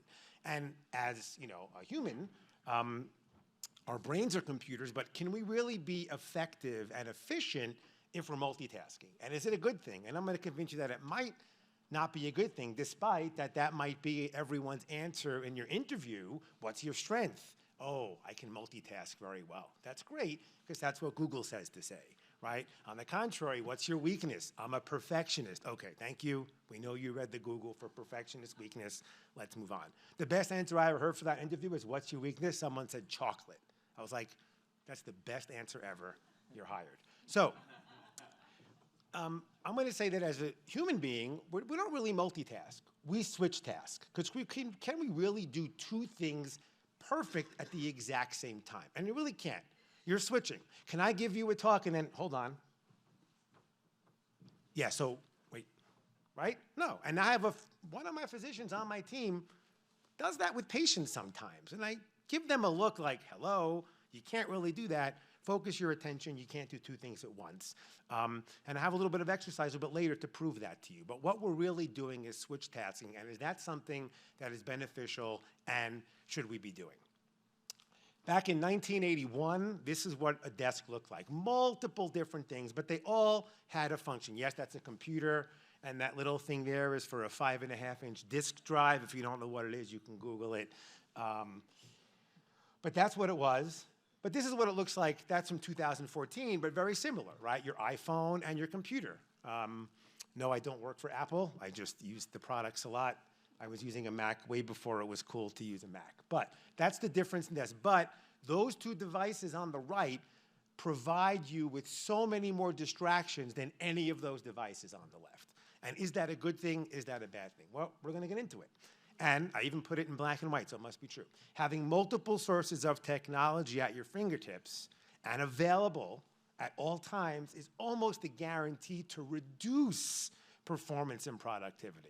Who remembers the days when you're out and about and you didn't have a cell phone, you didn't have an Apple Watch, maybe you had a beeper because you wanted to look cool, but that was it, so you enjoyed it, right? You're like, now it's like you're walking, oh, I got my watch, oh, I got my phone, oh, I got this. How do you, I have a watch, but how do you handle all that, and is it really a good thing to do? Who knows people like this, right? I do. The physicians I work with have like this, 3,400 unread emails, all these alerts, all these pop-ups.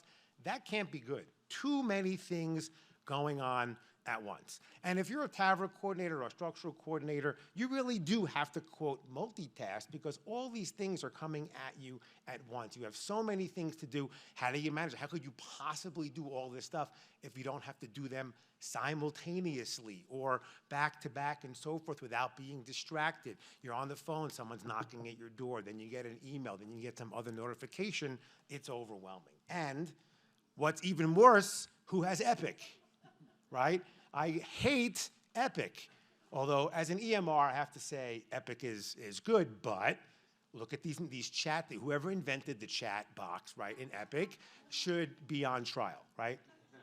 So, right, you're there and you get this thing, and you get this alert, and you get this alert, and oh my God, if you say thank you on the chat, I hate you, okay? I don't want to open up a chat to say thank you, right? They just created that little thumbs up thing, so it's like, okay, at least I don't have to read a chat. But, so how do you manage that? Or how could you write a note? Or how, I'm seeing a patient in clinic, are you having heart failure symptoms? Or are you short of breath when you walk? And then boom. Then it's like, oh, I don't want to look, but I have to look. I don't want to look, but I have to look. What am I going to do? So how do you manage all that stuff? So in Epic, one of the things that I did was I actually disabled that it pops up to alert me that there's a message. My little box turns purple, right, to show me that there's a message there, but nothing pops up and distracts me. That's in your settings. I disabled that because if someone is dying, right, hopefully they're not going to send me that with an Epic chat, and they'll call a code or figure something out, and if I wait 5, 10, 15, 20, 30 minutes, whatever it is,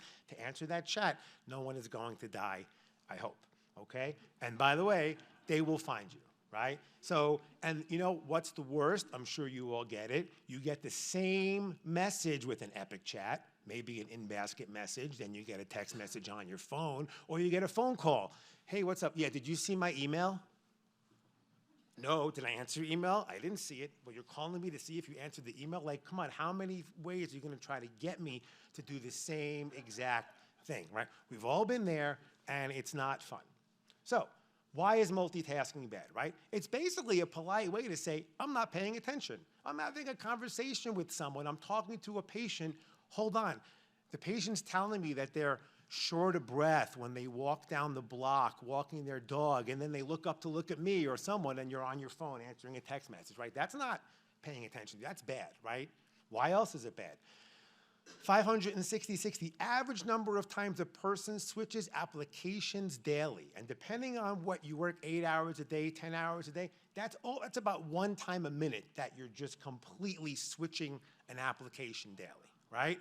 70% of workers say they feel distracted on the, do you want someone doing a job for you that's distracted, right? Whether it's, I don't know, putting drywall in your house or the electricity. You know, oh, my house burned down because my electrician was, you know, on TikTok while he was installing the wires and he was distracted, right? You know, so I don't want that.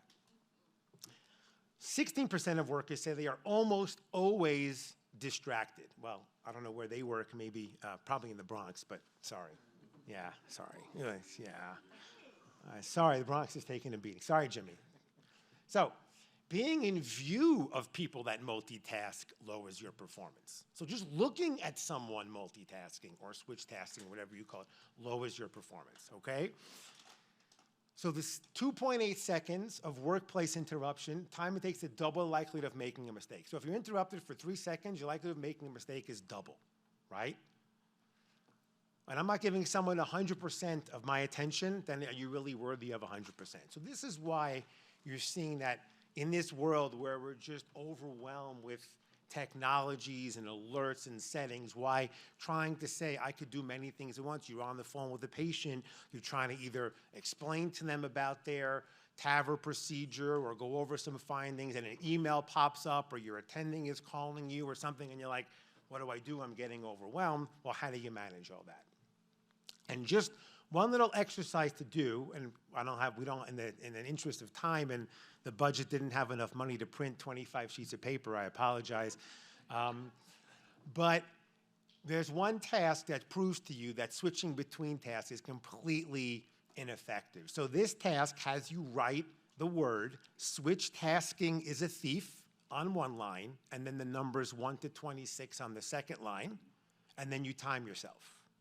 After that, you do the same thing, but instead of writing switch tasking is a thief and then the numbers, you alternate. So the bottom would be you do S for switch task for the S, and then you go to number 1. And you go back and forth between writing the words and writing the number, and it would take people more than double the amount of time to do the bottom task because they're constantly going back and forth than committing to one task. And this just proves that when you're multitasking, maybe you'll try to do 2 things at once that take you 6 minutes, but if you did each one individually, it would only have taken you 3. right, or 3.5.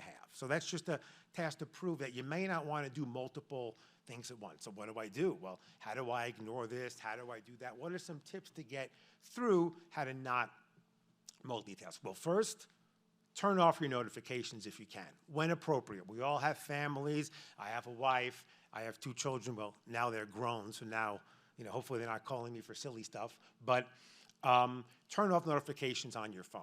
Right? You don't want to be interrupted in the middle of clinic that someone won the US Open, right? Or someone won this, or an NFL alert says that there was some trade or something like that, right? So if you have those alerts on your phone, like I do on the weekend or something, that's fine. But at work, you can disable all those notifications, which includes email, right? I no longer get email notifications on my phone. I check my email when I can on my phone, but if I had an alert on my phone every time I got an email, that'd be crazy.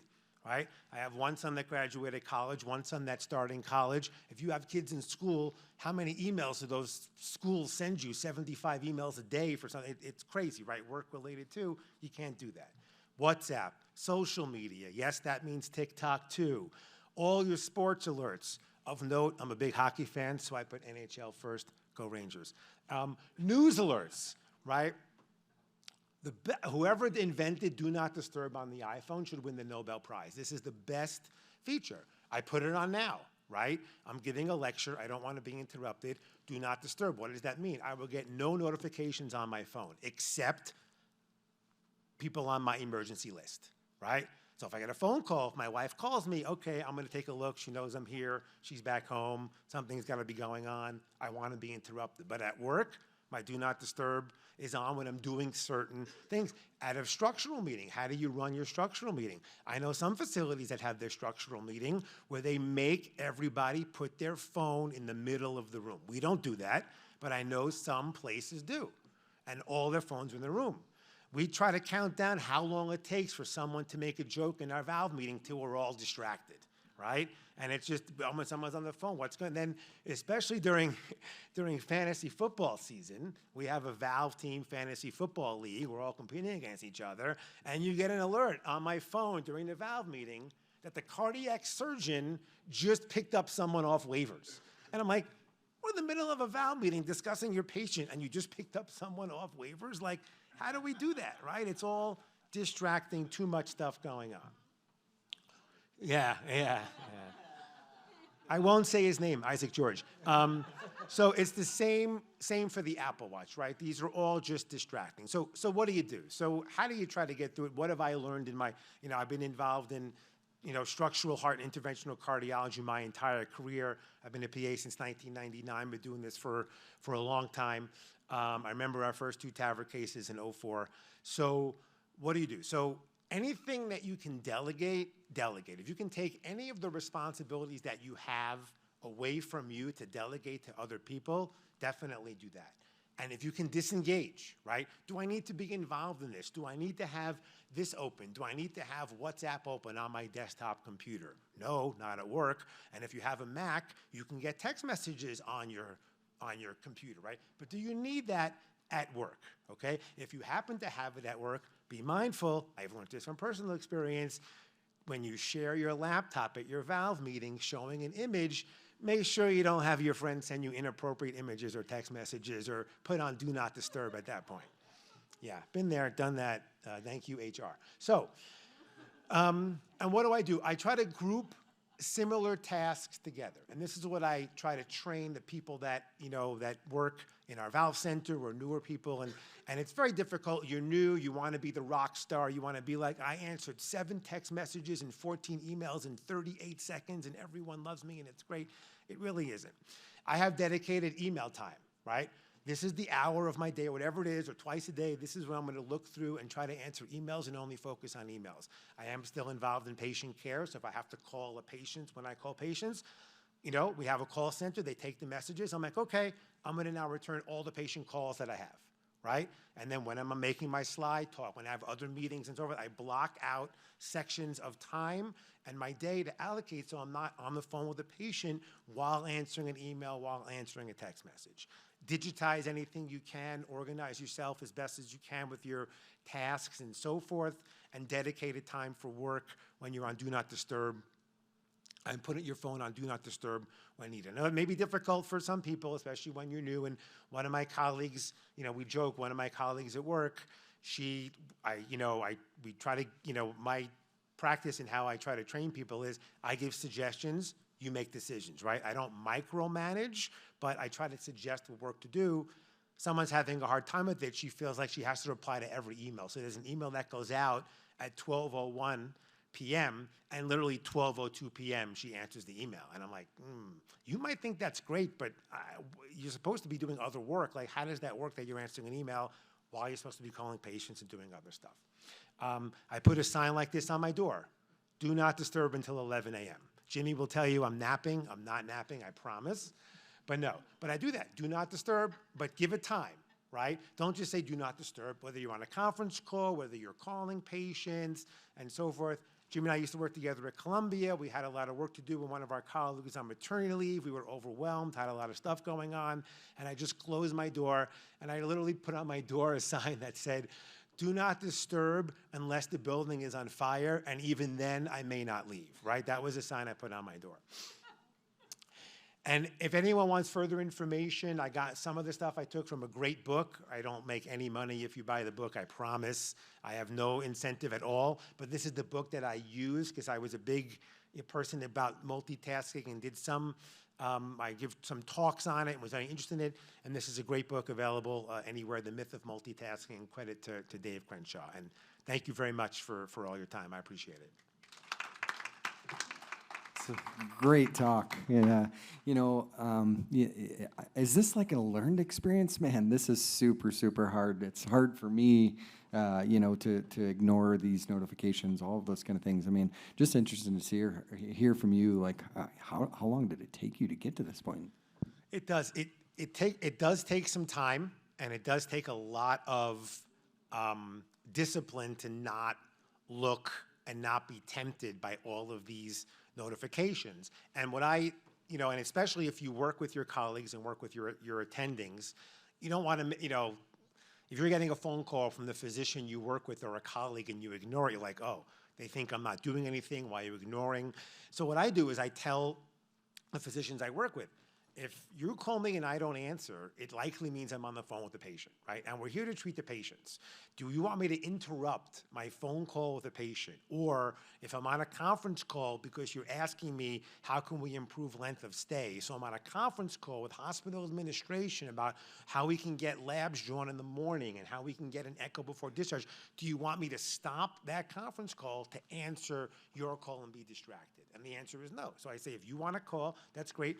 You can, I created a couple of quick, if on my watch or your phone, if you're getting a call, the auto reply on the iPhone, on a conference call, can I call you on the other line? I'll call you later. I sometimes use those, so at least they know I'm engaging, I'm acknowledging they called me, but I'm in the middle of something. So I do that. But it does take a lot of discipline to ignore, and that's why I do like to do not disturb, because if you don't see it, then you don't know you're missing it, right? So, and I used to have a lot of notifications on my phone, and I disabled almost all of them. Like, I don't really, need to know in the middle of the day about some NBA player that, either set some record or was traded or something like that, or the Bruins lost in the Stanley Cup Finals to the St. Louis Blues years ago. I don't need to really get that alert. Jimmy's a Bruins fan. Yeah, sorry. Certainly helps with the productivity, and I'm sure you saw that skyrocket. And any thoughts from the rest of the panelists at all? I'm in trouble. No, I mean, Russell's right. I mean, that's a learned thing that takes time. But the other thing is that I think early on, you have to set the precedent with the people that you work with. If they don't know that, they're going to expect something completely different, that you're always going to be at the beck and call. And in reality, you just can't do it. You're one person. And as coordinators, we all know how you get pulled in 5 million different directions. And if I were to, like Russell said, if you were to answer each text message immediately, you would get nowhere. Your day would just spin and spiral and spiral and spiral, and then you get further and further behind. But you have to set the precedent amongst your team that this is, I have certain times that I have to get certain tasks done. And they need to understand that, or else nothing gets done. Well, being from Staten Island, I know a few things. So I think it's a very hard line because by nature of, being involved in nursing, you're the glue who holds everything together. And without you, nothing is ever going to happen. And so you become like a single point of failure. And, Russell and I were having a conversation before that, I've been working in the same organization for 20 years. And a couple of weeks ago was the first time that I didn't answer my phone when I was on vacation. And that's 20 years, like insane. But again, you have to have this different mindset, and it's so difficult. It is. It's extremely difficult because you want to, prove to the people that you work with that you can do your job, right? You're not like ignoring them and saying, I'm never going to answer a text message from you and so forth. So there's a fine line of how can I get all the work done efficiently, but still be responsive to you and so forth. And yes, I give a whole other lecture series about using your PTO. Like if you tell me, I've worked for 7 years and never took vacation, I'm like, you're an idiot. Like, I don't know what to tell you, right? Like, I mean, and I know sometimes, but I was the same way in the beginning, right? I'm like, oh my God, I remember sitting at the dinner. It was my older son was graduating 8th grade years ago, and I was getting some answering email. I was like, what are you doing? We're at our son's dinner where we're going to celebrate his graduation. Do you really have to answer that? And that made me think like, no, I really don't have to answer that. I answer an email at 7:30 at night. And when I go away, it's, my phone's off and so forth. So yeah, the question in the back first, and then we'll come to the front.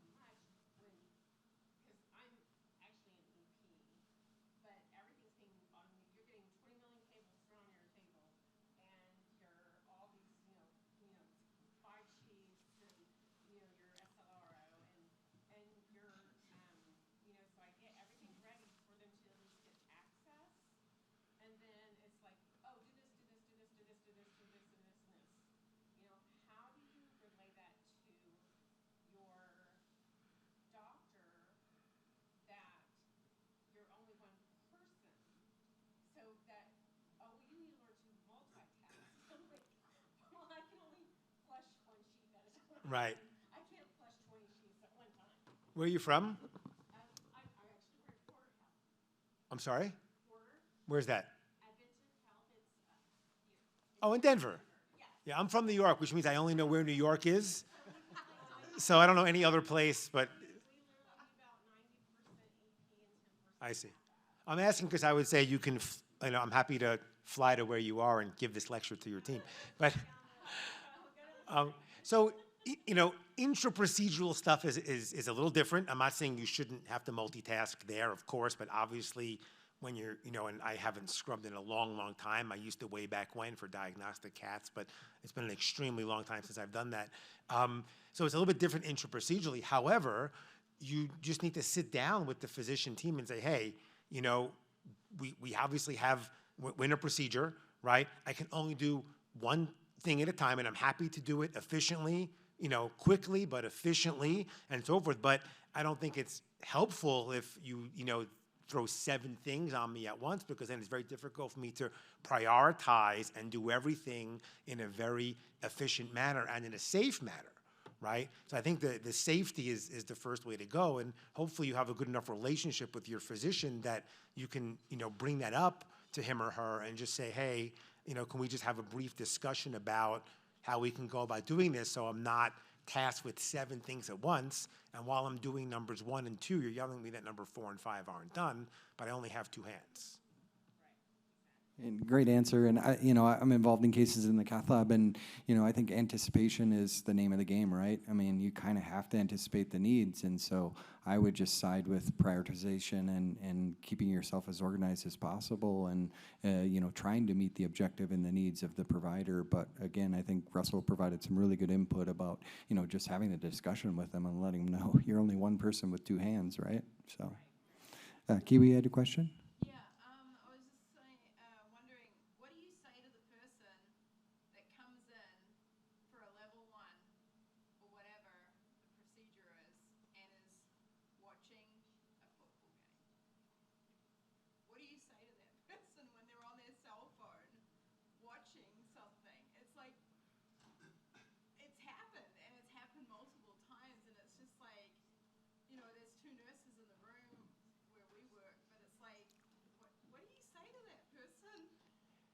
I mean, so 2 questions. One, when you say football, do you mean football or soccer?